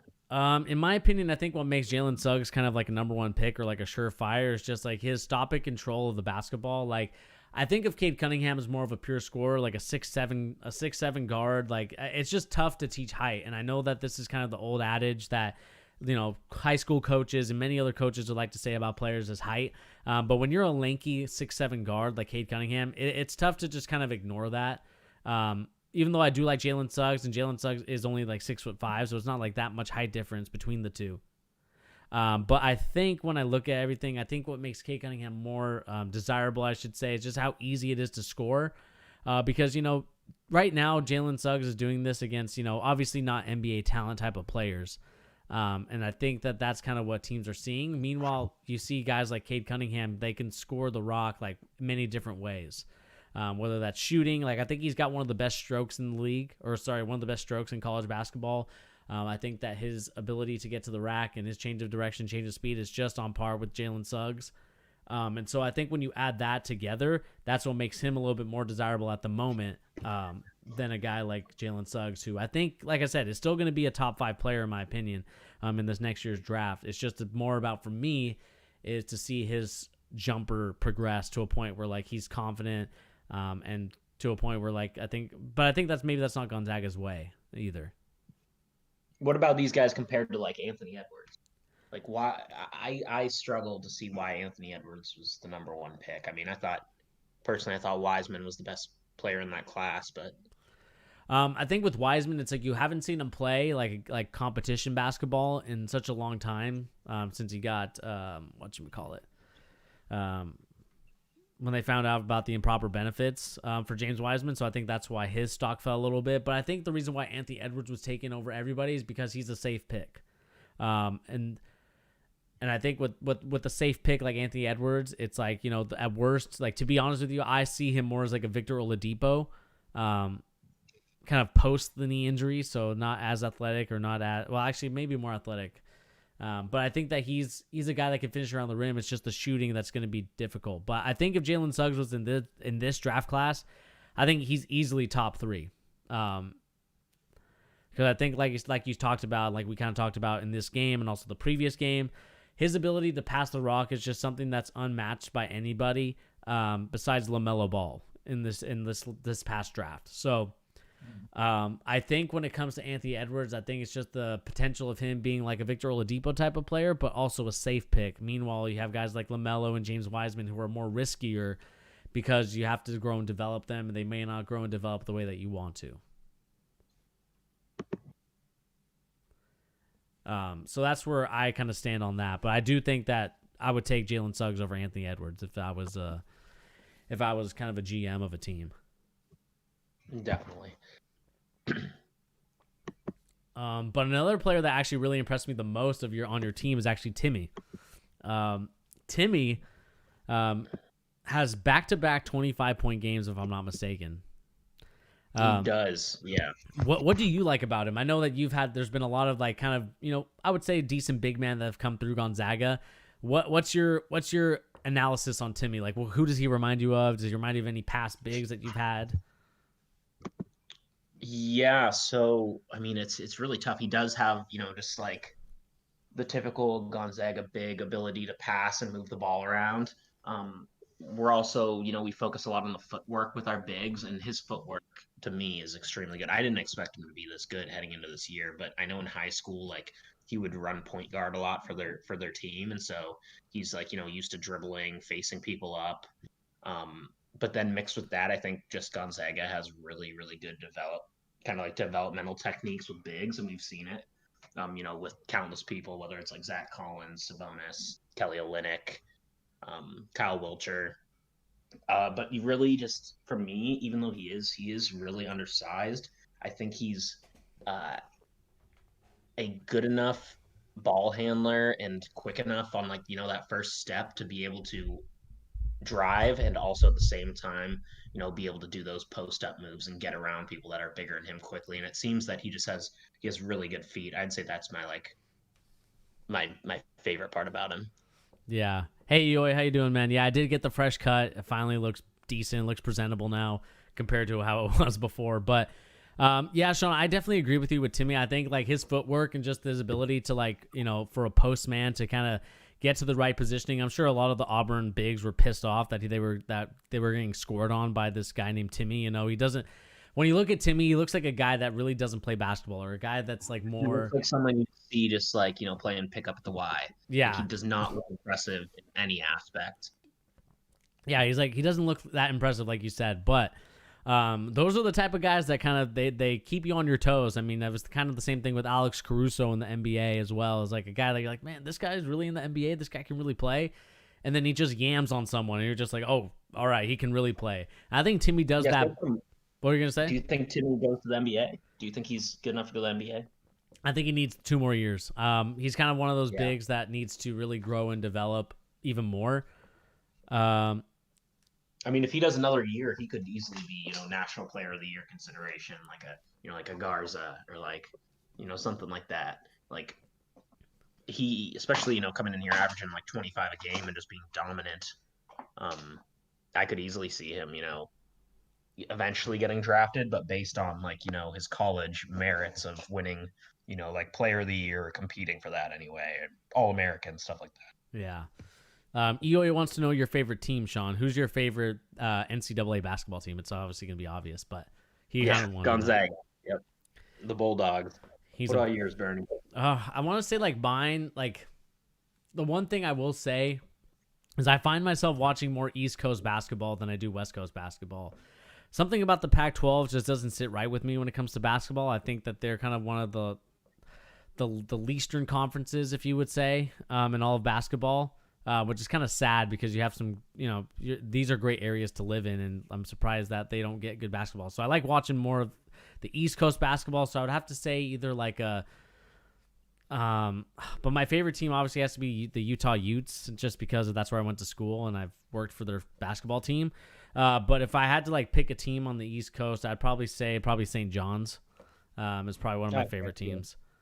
I like Xavier. I like Seton Hall. I like Villanova, and also I think probably I don't know. It's usually the not necessarily smaller schools, but those ones are smaller. But then also I like Temple University. That's where my dad went. And then San Diego State, that's where my mom went. I like that basketball program as well. Nice. Oh, it looks like Eoy, his stepdad is a Gonzaga alum. Oh, there you go. Go Zags. We got some Zags in the chat right now, or at least affiliation Zags. But yeah, I think I'm agreeing with you, Sean. In terms of basketball personification, in terms of for some reason, I like the East Coast more than the West Coast, and I know this is a different tangent that I'm going on, but what I like about the East Coast is that I feel like they're very focused on basketball. Meanwhile, I think it's meanwhile I feel like on the West Coast it's more football. You're trying to get football up and running here, especially in the Pac-12. I think they care more about that football. West Coast basketball hasn't been the same since the early 2000s. Yeah, I mean it's just completely changed. I think a lot of the kids are going more out to the kids that live here that are from California and many of these other schools. They're going out into the other. Yeah, they're either going out across the country or to the South, or they're coming to Gonzaga. Yeah, it's just kind of one of those things that was kind of interesting to look at. But EOI says, I'm not a huge college guy at all, but what's considered a mid-major school? Mid-major school, that'd be schools like Liberty. That's actually where one of the coaches that I help, that coaches with me. I mean, like mid. Well, mid-major, wouldn't that be based on, student population or something? Yeah, I think that's basically what it is. I mean, Like, yeah, Gonzaga has like 6,000 students undergrad, and I know like Villanova and Xavier and like Seton Hall and Wichita. I think those are kind of like the same. yeah, I think is Gonzaga considered a mid-major? We were, I feel like when you look at the technicalities, probably, but I think everyone kind of considers us like a blue blood of college basketball now. Yeah, I mean, especially with the We way had, that, so many one seeds already, and we made a national championship, and yeah. I mean, we kind of look at the mid-majors. They're kind of like the smaller schools, EOI. They're not really the well-known ones. And like Sean said, it's like basically based on like, I think your graduation, like how many people you graduate in a year. But you got like Alabama A&M, Alabama State, like all these other ones like Jackson State, like Grambling. Like I think those are considered mid majors, and so that's basically it. But yeah, I mean, like I think going back to that Gonzaga thing, I mean Gonzaga definitely is making their case known for being the top team in the league or the conference, or not even the conference, the whole college basketball. And I think it was kind of like 10 years in the making, or like, even longer than that, whenever Mark Fuse was instituted as a coach. Sean, I'm not sure if I showed you this, but I have actually the Mark Fuse DVD cover. You should see it a little bit later just because of the delay on the stream. But yeah, this is kind of the Mark Fuse motion quick hitter offense against a man. That's one of the coaches gave to me. I mean, Mark Fuse, man, I love Mark Fuse. I think the thing that sucks and the thing that frustrates me more about sports is just like you need a championship or a title to validate your place in history. And I think that's the one thing Mark Fuse is missing in his career. If he can get that elusive championship, especially this year, then I think Mark Fuse will go down as one of the top 2 coaches in all of NCAA if he continues like at the rate he's going. Yeah, I mean, I feel like we are going to win a national championship. We are just getting closer and closer. I feel like the turning point for our program, I mean, you can look at it probably like Kelly Olynyk leading us to a 1 seed, but also the transfer of Nigel Williams-Goss, I think, took us to a whole new level because, I mean, he led us to the Final Four, and he was he's probably the best leader I've ever seen for like, at least for college games and teams I've followed. Like, he was a great leader, and Nigel Williams-Goss really took us to a new level. And once we, did get that kind of, national attention there, making it to the Final Four, losing the close national championship, we led with like a minute 30 left. Mm-hmm. But, giving Zach Collins and Sabonis and Tilly and all these players just, the recognition and the views on TV and all that, it really changed the way that our program operates. And it feels like we're just on a crash course to win a national championship, especially with these 5 stars pouring in now. And it seems like we consistently land the best transfers in the country, the best international players. It feels like Gonzaga's kind of just building momentum, and they're almost like, maybe the most unstoppable program in the country at this point. Yeah, I mean, like you talked about, I mean, Gonzaga definitely is kind of in this situation and mold right now where it looks like they're getting better players each and every year. They're getting those 4 to 5 star recruits that they've been like clamoring for, and I think that'll take their program to another level. They're kind of becoming like that small college town team that ends up getting all the big players. And you have to give credit to Mark Fuse and the coaching staff because their ability to prepare guys well for the NBA and also prepare guys well for college basketball and get them better as ball players is definitely allowing him to get players that could potentially join their team. We might even talk about Chet Holmgren as well, listed as a team that he could potentially go to kind of closer and closer. It's going to be, I think, to be honest with you, Sean, it's going to be between Gonzaga and North Carolina. I know that Michigan and Georgetown are in there, but I think Gonzaga is in the front running right now for Chet Holmgren. Yeah, see, one of the big things about Gonzaga that makes them different for the recruiting is that it is such a small kind of community-based environment at the school. And I think a lot of top players now don't necessarily, especially with like, the G League option and stuff, I think a lot of top players don't care as much anymore about going to like, Dukes and Kentuckys and Kansas and schools like that. And they're looking for someone who can, literally, be their mentor just for that year and take them on to the next step. And like, I know a lot of those players don't want to get mixed up in, the craziness of massive, those public universities and get mixed up in all that. And so it feels like, I know Suggs chose Gonzaga because few and our recruiters are just like, treated them like family. They'd text him every day, like check in on him, just like stuff like that. So it's like a lot of the little things Gonzaga does, because it's like, it is a tiny school in Spokane, but they're really just making, we got Ben Gregg right there. I see you scrolled near him. Yeah, we're landing a lot of really good recruits for the next 2 years already. So it's exciting. Yeah, I mean, like when we look at kind of like the landing list for like these top teams, you got your Dukes, you got your Auburns, but then you're starting to see some more schools that are not necessarily like your traditional powerhouses. Like Baylor is getting players. Stanford is now starting to sign some really good players in this league. You also have, Ole Miss and Western Kentucky also landing some of these players as well. So you're seeing that it's kind of the changing of the guard in terms of like you talked about. Like players are no longer going to like, obviously, the top echelon guys are going to the Kentuckys, they're going to the Dukes, just because I think Coach K is a great coach. But I think, and also probably pays them. Probably. Definitely pays them. Allegedly. Pays them via Nike. He pays them via Nike. We'll say allegedly, just to not be in trouble with anybody. But yeah, allegedly, there's some paying situations going on there. Patrick Baldwin Jr. is going probably to Florida State. I mean, I think when we look at everything, when it comes even to like the 2022 class, we're seeing that Gonzaga also got Fambo Zhang, someone that you guys have raved about, and I've watched a little bit of highlight. We actually watched him on the channel, so yep. And even I think, let's see if 2023, if you guys have anybody. Maybe not yet, just because it's so early. You got Bronny. We're getting checked out. That's what matters. You're gonna get Bronny? I was disappointed that the guy from was it O'Day or who's Paulo?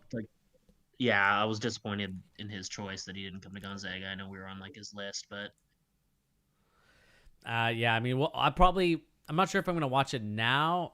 Would you be interested in watching some Paulo tape, or do you feel like I should save that for tonight's stream?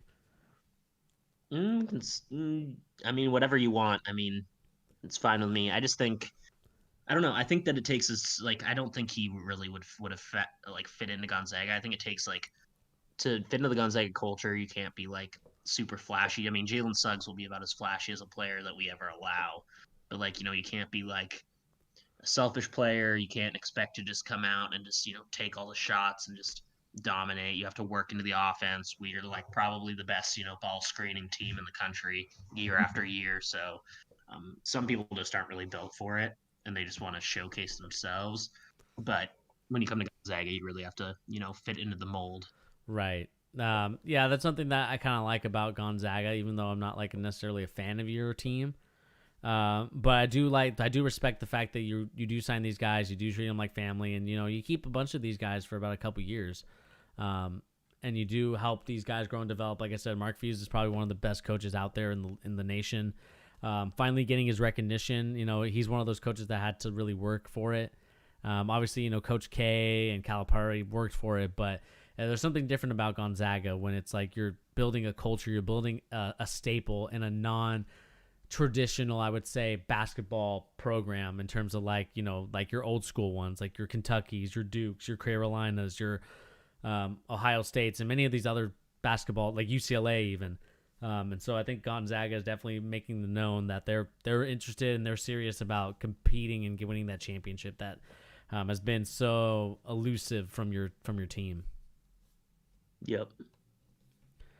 I think you guys also have another player too. Where is he? I saw him. We landed 2 top 50s. Some Caden Perry. Yeah, Caden Perry. Yes, Caden Perry and Ben Gregg. Battleground Washington. Where is Battleground Washington? It's a good question. Yeah, I mean, the fact that we are pretty blessed. The fact that Washington actually does produce a lot of talented basketball players, and we're able to just pretty easily pick those up over UW or Wazoo or Seattle U. Oh, okay, so it's near the border of, basically almost near the border of Portland, like that Vancouver. We love those 6'9" guys, but yeah, look at that. I mean, we got two power forwards in the top 50 committed to us already there. Huh. All right, so if you guys want to know where Battleground Washington is, it is basically almost near the border of Portland. It's kind of near Vancouver, Washington as well. So the more you know. Oh, yeah. But yeah, I mean, I think we'll look at a little bit of Apollo tape in just a little bit. But is there anything else you kind of wanted to add about your Gonzaga Bulldogs? Like, is there any concern that you have? Like, what is your biggest concern about Gonzaga this year? Like, do you have any? Yeah, I mean, I think our biggest concern would be just big man depth. Ballo, definitely, like I thought Ballo would come in and be dominant.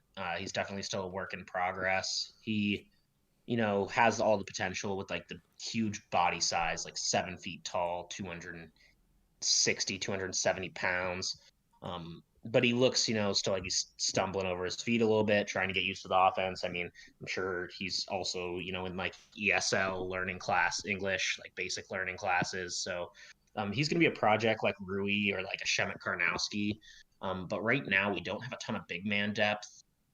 We have Watson, who he was injured last year for a lot of the season. So hopefully it's not like a constant issue. But, if Timmy gets in foul trouble, who do we bring in? Yeah, we bring in Ballo, but it feels like our best lineup is running small ball where Timmy's playing center, and then we have, like Nemhard, Suggs, Kispert, and Iai as the four others, and they're all guards. And I mean, that's been where we really killed Kansas and Auburn with that lineup. But if we get, one of our big men in foul trouble, it could hurt. Wait, was Bradley Beal actually traded to the Bucks? Is that breaking right now? Someone just said it in the chat. I don't know if they're just messing. Wow, I have no idea why I just typed that in ESPN.com. Only one way to find out if Wojnarowski. Twitter.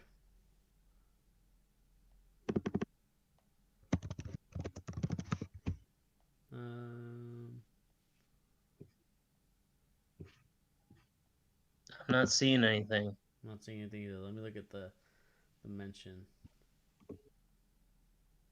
Kobe for Life 24 said it. Is he feeding us false info here? Let's see. Yeah, I'm not seeing much. Let's see latest.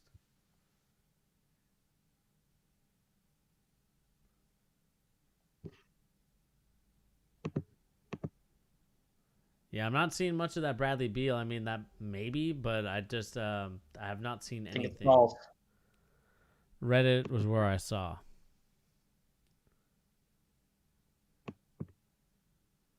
Let's see here.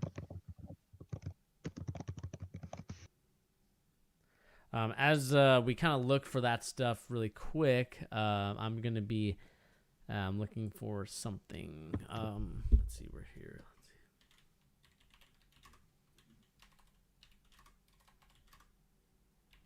I know Bradley Beal's been working out with Jason Tatum. So that might get you excited, Bernie. I'd love to see the Celtics still do that trade. Yeah, I mean, send Kemba and Jaylen Brown off for Wall and Beal. We'll see, man. Like, I'm not too confident in our team right now. I'll give you that.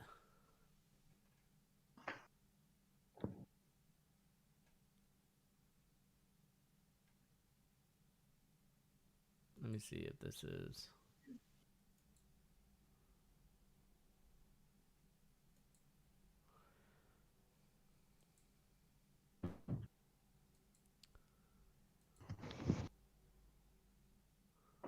What you looking for? I'm looking for. I'm trying to find the full game. Maybe this is it right here.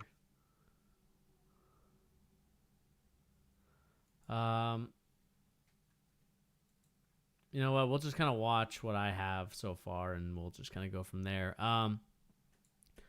So we're gonna watch some highlights of O'Day, which is basically where Paulo played.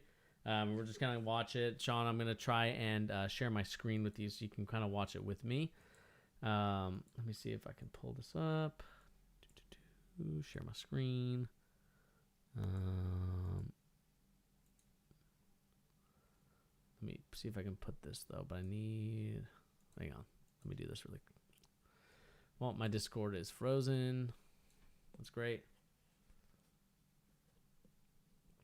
Hopefully you're still there, Sean. I know that I'm still here. okay, my gimmick is just kind of, it's messing with me a little bit. And we're just going to kind of watch some Paulo. I mean, the one thing that you will guys know about Paulo going against like teams like West Seattle and many of these other teams is that like you're not getting the full picture with Paulo because obviously that's not the best talent. The best talent in the Washington area would probably be your Garfields, your East what is it? Eastside Catholic, and then that's kind of where the competition is, in my opinion. Seems like all the pages for me are down. That's good. That's really good. All my pages are not responding. That's great. Still able to talk though, so I'm curious to see that's happening. That's still working.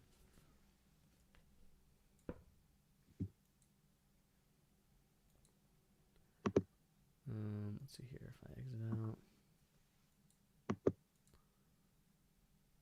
Alrighty, that sucked. I didn't realize it was going to end that. So we're going to get back on Discord really quick. That's kind of unfortunate. I thought it was going to be, I thought it was going to work, but that's okay. We'll get Sean, or I'll get back on with Sean in just 1 second, everybody. We should be good now. Okay, I'm back. Not sure what happened there. Man, Eoy, my internet, you know what? Eoy, do you work for Xfinity? I have a bone to pick with them if you work for Xfinity, man, because this 1.2 terabyte thing is just absolutely garbage. We had to pay like an extra, what is it, like $10 to $30 just to get the unlimited data, which is just kind of insane to me. I thought Wi-Fi was unlimited until I got that 1.2 terabyte, letter in the mail saying they're going to upcharge me. Yeah, so I had to pay for the upgrade. I couldn't deal with it anymore. Let's see here. Actually, we'll watch a more recent game from Paulo. I think that's probably more appropriate.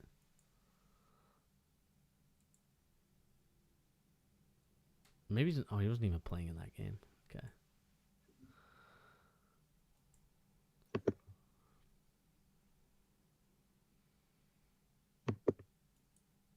Let's see here. So let's get it here really quick so you guys can see. Where are we at?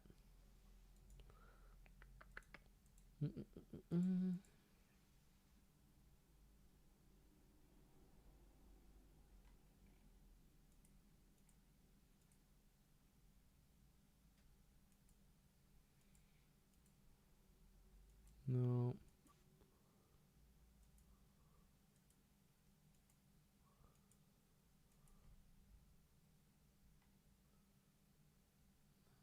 Where is it? No, not that either. Oh my goodness. I cannot find it. Okay. Man, this is like so frustrating.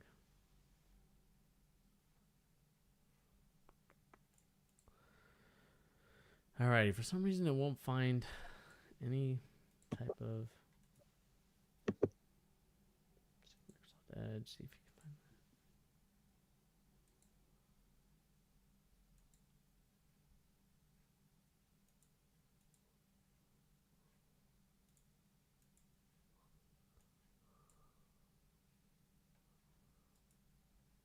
that. Properties.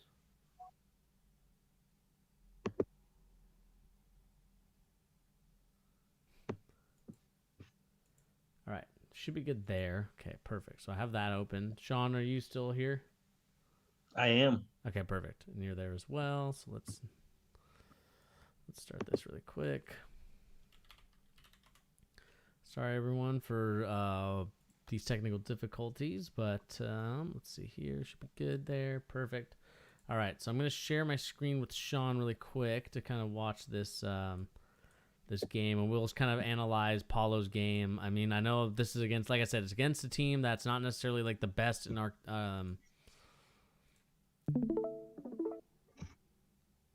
Let's see here. Sean, are you able to see what's on my screen? Yep. Okay. Perfect. And we'll move this up so you guys can see.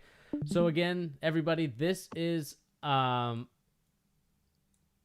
versus West Seattle. This is, of course, we got kind of NFHS basketball. This is to watch Paulo play, kind of see how that goes. Obviously, O'Day is the team that he's on.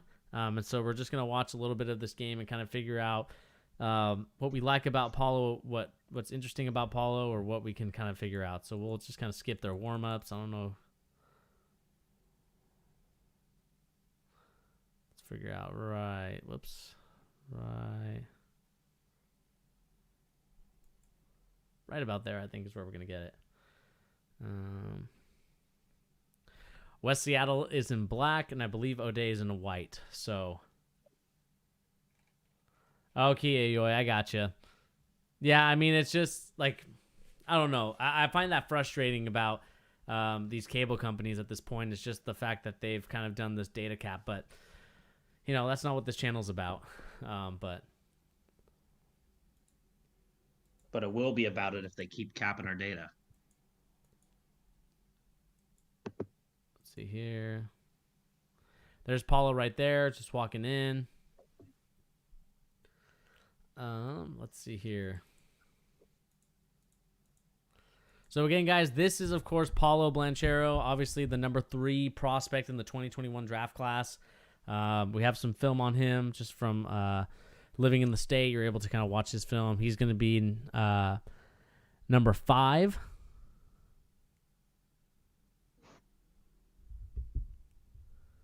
And so we'll kind of watch a little bit, probably watch maybe 2 quarters of it, and then we'll kind of get everybody's opinion.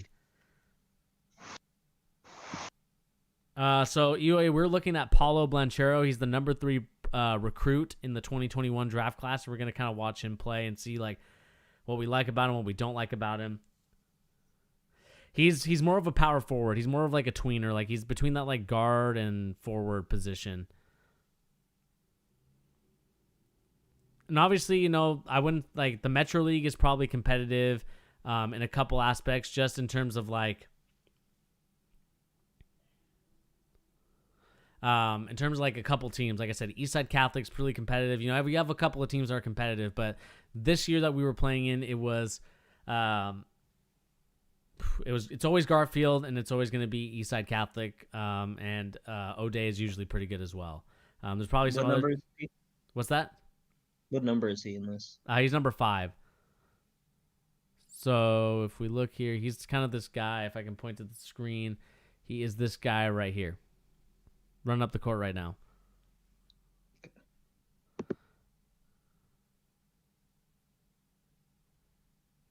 I'll kind of skip the defensive. Actually, can I? I don't think we sent this in for scouting. Dang it! I wish we did. If it, you know, obviously we're using Huddle, but if we scouted this game, I'd be able to kind of separate it by offensive possessions, and so we can kind of watch him. But I mean, defensively, we can also look at him too, kind of see what he does defensively.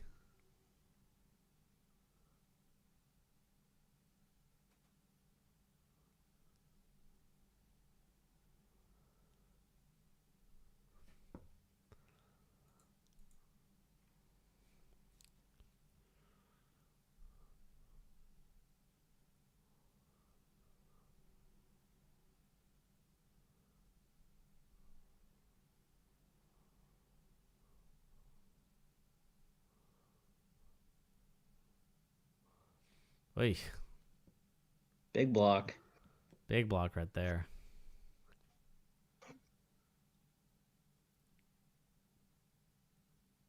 I mean, it's just like it's so different, like high school to like every other sport.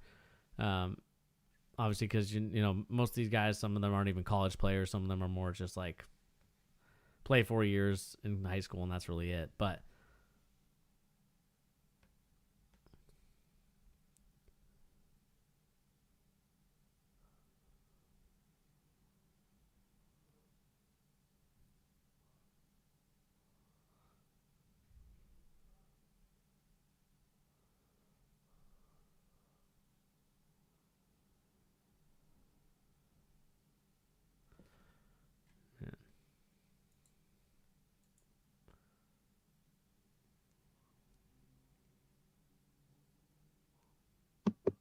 Good passing vision from him.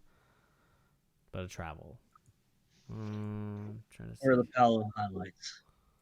What's up? I said, where are the Paolo highlights? He hasn't made an impact. I'm trying to think. This is, you know, defensively there he is. Didn't get the rebound there, but obviously can handle the rock.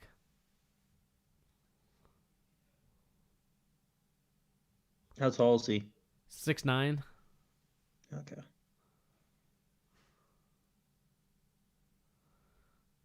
Kind of dishing off to his big man there.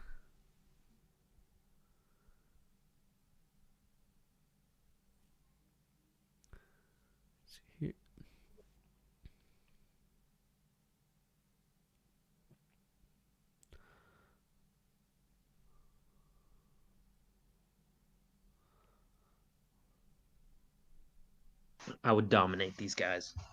Yeah, you would dominate these high schoolers. I would.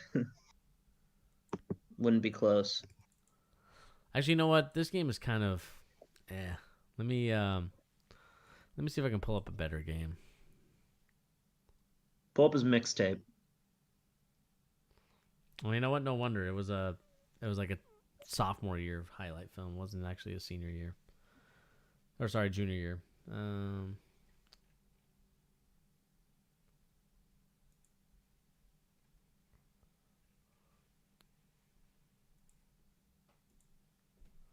Hey, yo, I catch you later, man.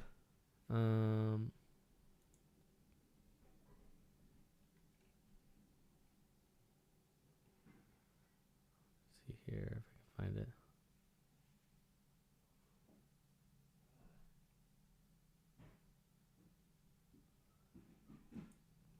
Here we go. This is probably going to be a better one. So this is actually, we're actually going to watch a different one, Sean. It's actually going to be him against probably one of the better teams in the Seattle area, and that's of course Eastside Catholic versus O'Day. And so you're probably going to get him being a little bit more active and a little bit more engaged. So we're going to watch him in this highlight.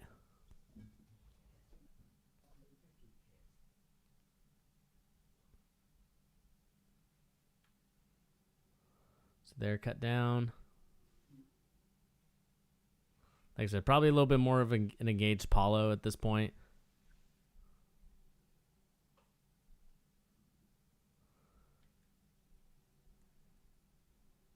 And like I said, obviously against better competition. So, Yep.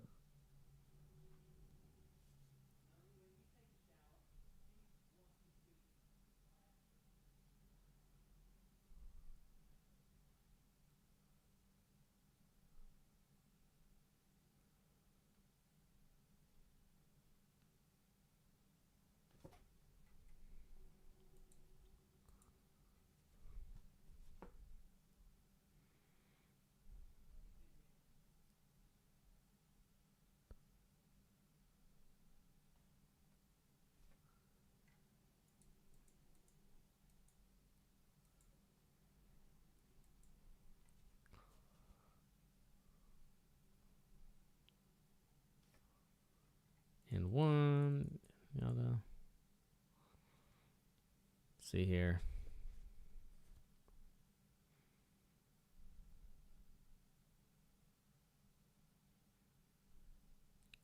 Good passing vision.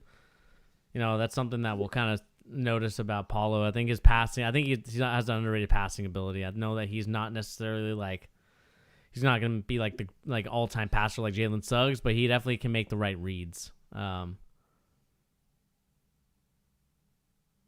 Obviously, this is last year. He might be an improved ball handler. That's something that I think he needs to work on a little bit more. And obviously, Eastside Catholic's trying to make sure that he doesn't get the ball as much as he usually does. Yeah. He's going to Duke?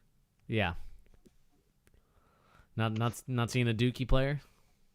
Oh, Duke. I don't know. Duke's interesting. But what's their rank this year? I think they're number 9. It's low for them. So they're not necessarily the best, but they're also not necessarily like the worst. Skip free throws because help. You know,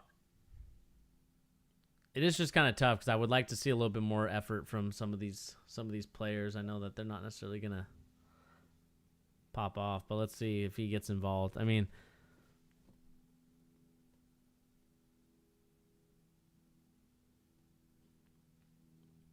I think to be honest with you, Sean, he's probably gonna be more of a decoy in the high school game more than so like a. I mean, obviously he's gonna get his when it's a good team or when it's like one of those crappy teams, but I would Does he have AAU tape? Yeah, he does, but it's not. It's just highlights, and I'm not necessarily impressed with those. So we're probably just gonna watch maybe a quarter or two of this, and then we'll probably watch the highlights of his AAU stuff to see how different it is.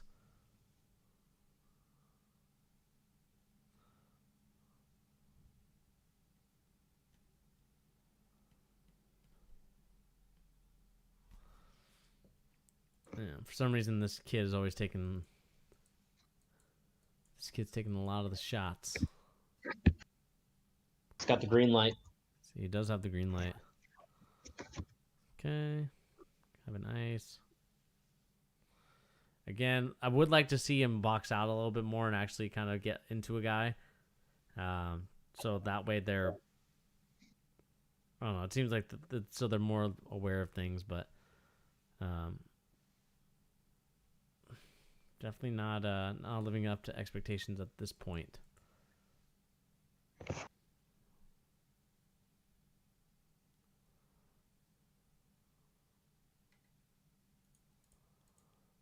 Obviously, it's a full house. You can tell in the Seattle area. So, a lot of hype in this game, I would say. Miss those games. I wish the basketball team was good enough for this, like for the school we went to. Yeah.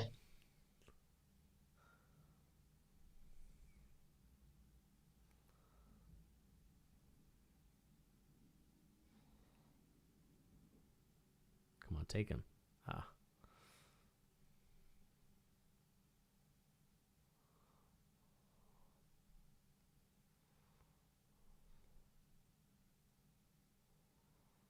What do we make of his jumper? Do you like it?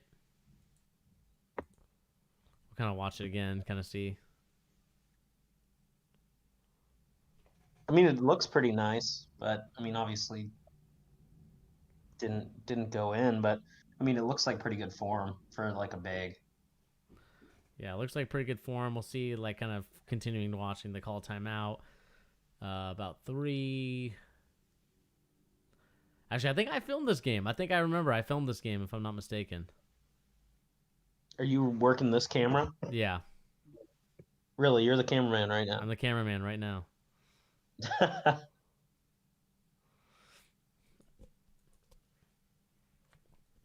I am the cameraman of this highlight tape.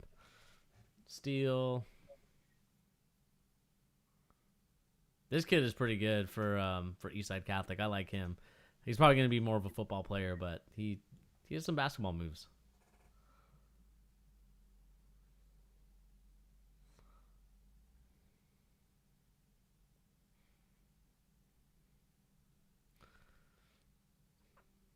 I mean, is there any kind of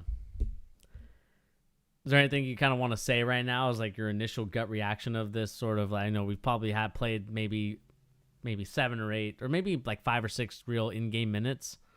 So what's your initial impression of him? I mean, I guess, it's really hard to tell. I mean, clearly from his body size, he's good enough to be a top recruit. But I mean, I haven't seen enough out of him to really gauge on how good he's going to be.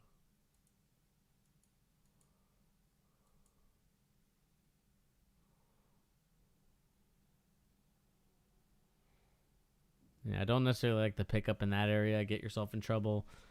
Wow, that guy really should have shot it.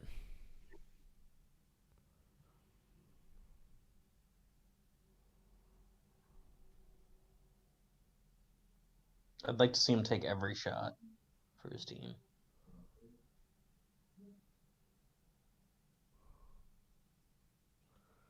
No shot. Got hit in the arm. I don't know. He doesn't seem like super quick. I mean, I'm guessing he's really athletic.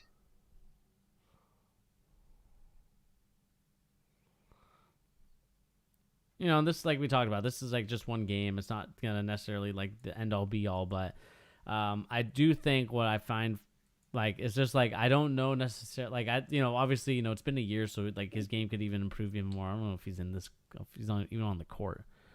Yeah, he's not even on the court, so we'll just wait till he's back on the court to even continue watching.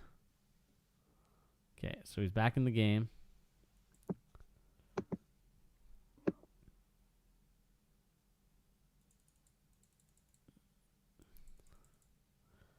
Just want to skip all this stuff.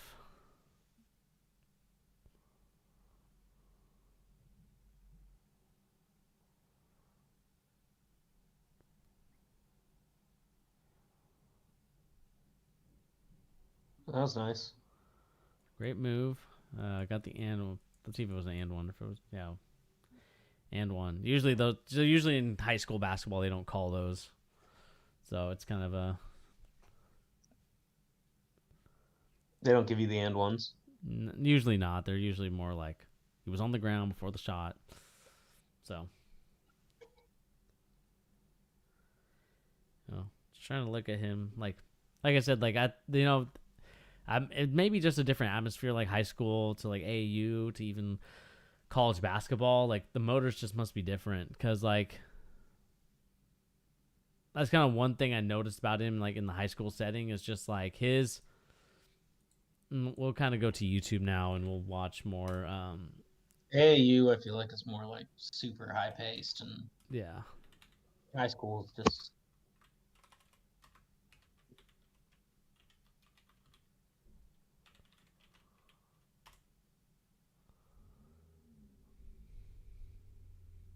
Certified bucket. Should we watch his certified bucketness? Mm-hmm. Let me fix this ratio really quick. Fix this ratio. Okay. Watch the certified bucket. Obviously, this is this might be some O'Day highlights too.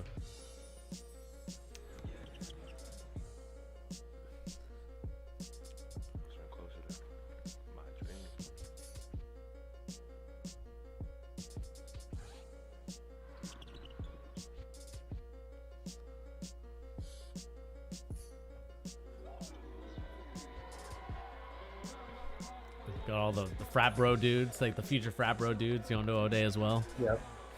Yeah, I mean he's built. He's built different. Yeah.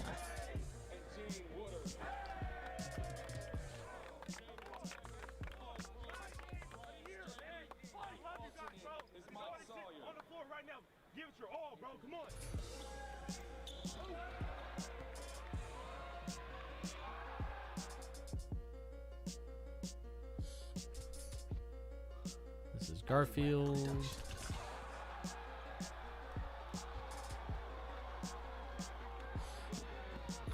I mean, he definitely has potential to be one of those, like, I don't know. Like, I mean, his body type is like LeBron. So we'll see what happens here. Give me 1 second. I gotta do something really quick, and I'll be back. All right.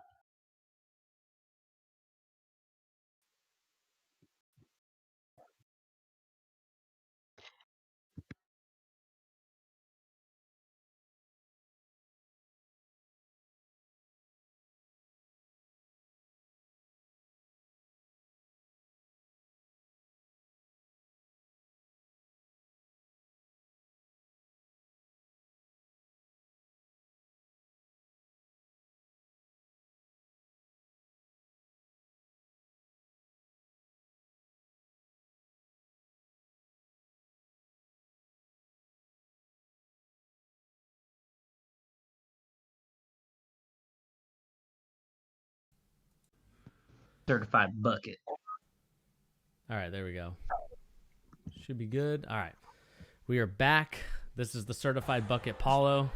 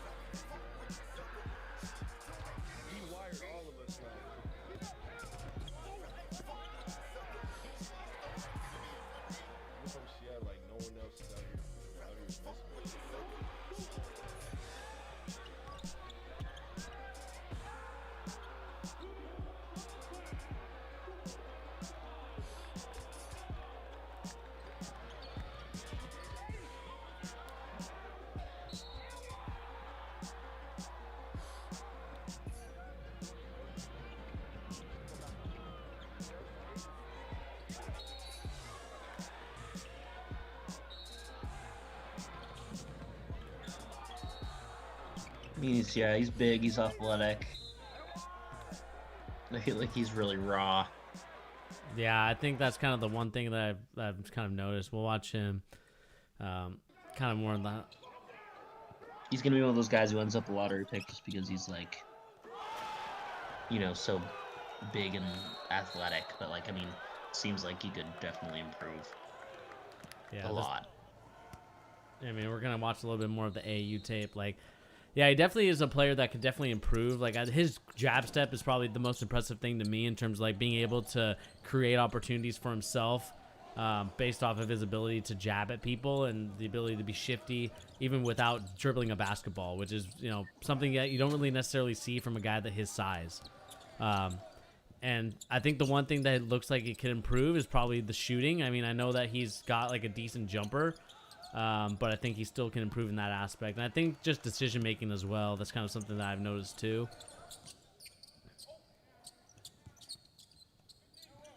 Obviously, like I said, highlight tapes are just going to show you one thing about a player. They're not necessarily going to show you everything about him. But I think like in terms of like that's why I was skeptical about Jalen Suggs. Like I thought he'd be really good, but I was like, he looks like the best player I've ever seen when he's looking at his highlight tape. But luckily, he looks super complete, so it wasn't just for show. Yeah. I think when it comes to Paulo, I think the one thing you'll see from him is that like he's going to be a tweener. I believe at his size, it's 6'7", 6'8". So I don't necessarily think that you're going to see necessarily like the...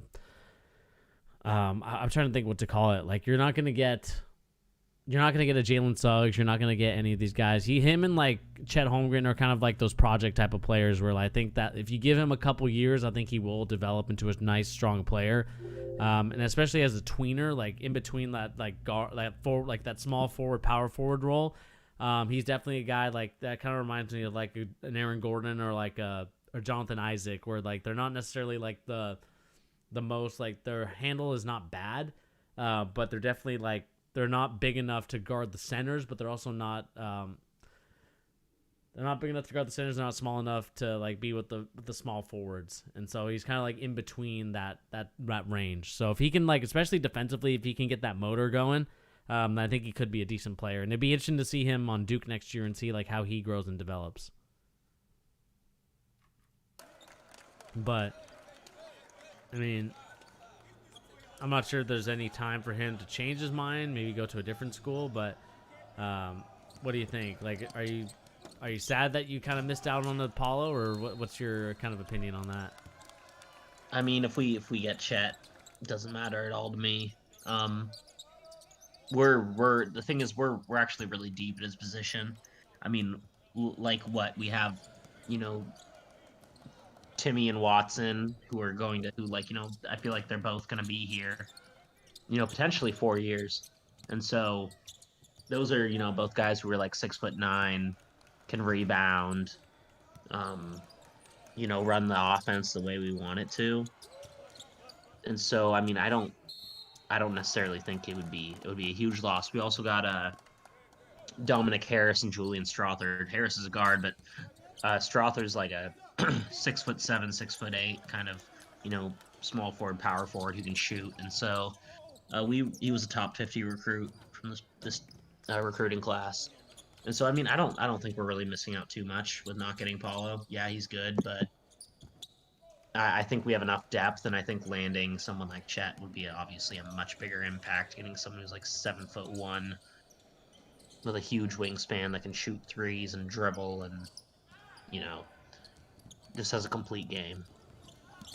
Yeah, I mean, Chet Holmgren, either way, is probably going to be a project, in my opinion. Watching him go against Amani Bates, like I kind of said it in my other streams, is that like him and many players like we talked about, like Paulo, Chet. I think these guys are really project guys, because I think, like I said, like I like Paulo. I think he's actually going to be a really good player, not only in the college rank or where if he goes G League, if he decides, but he's definitely a guy that needs growth time and development, because I think like we talked about, he's like really raw, strong already, but the thing is, like, you're going against players like we talked about, like we love to see better competition. Obviously you're going against a bunch of high school kids, so it's not like it's necessarily like the best, But once we see him go against like college athletes, once he goes against like the ACC, and maybe you guys play them 1 year or so, that's when we're gonna really see the best out of Paulo. That's where we're gonna see the best out of Chet. And the reason, to me, Banchero, he looks like he needs to improve just like on all the fundamentals of basketball, but he's like super gifted in like the athletic sense. But when you look at like Chet, I think Chet's super technically gifted in basketball. And really the only thing that he's a project for him will be, bulking him up and getting him acclimated to like the physicalness. Yeah, for sure. And yeah, Sean, I mean, I think that's it in terms of just basketball, kind of looking at college recruits and stuff like that. I mean, is there any other things you kind of want to talk about before we sign out of here? No, I'm probably going to have to bounce out here now, but it was thanks for having me on the charge. Yeah, no problem, Sean. You're always welcomed on here. A bunch of my friends are also welcome too. And yeah, guys, I think that's going to do it for me as well. There's not really much to talk about in terms of live streaming wise. We'll probably get back on in another hour, maybe another in like 2 to 3 hours. I'll get back on and we'll kind of talk more basketball news, but maybe play some Among Us as well. Just kind of creating a different atmosphere. But so far, guys, I really appreciate everybody that came to the stream. We had a hot live stream for a minute, and then it just kind of fell out a little bit just because it's towards the end. It's your weekend. Everybody wants to do things on the weekend. So really appreciate everybody that came on today. Like I said, it was great talking some Giannis to the Lakers. We talked a little bit about some teams that could form. We talked about the Lakers. A bunch of other things too. And we also got to talk about Jalen Suggs again. We got to talk about Josh Christopher. And we also got to talk about Paulo Banchero, who, like I talked about, like is very raw, but could definitely be a good player from the future.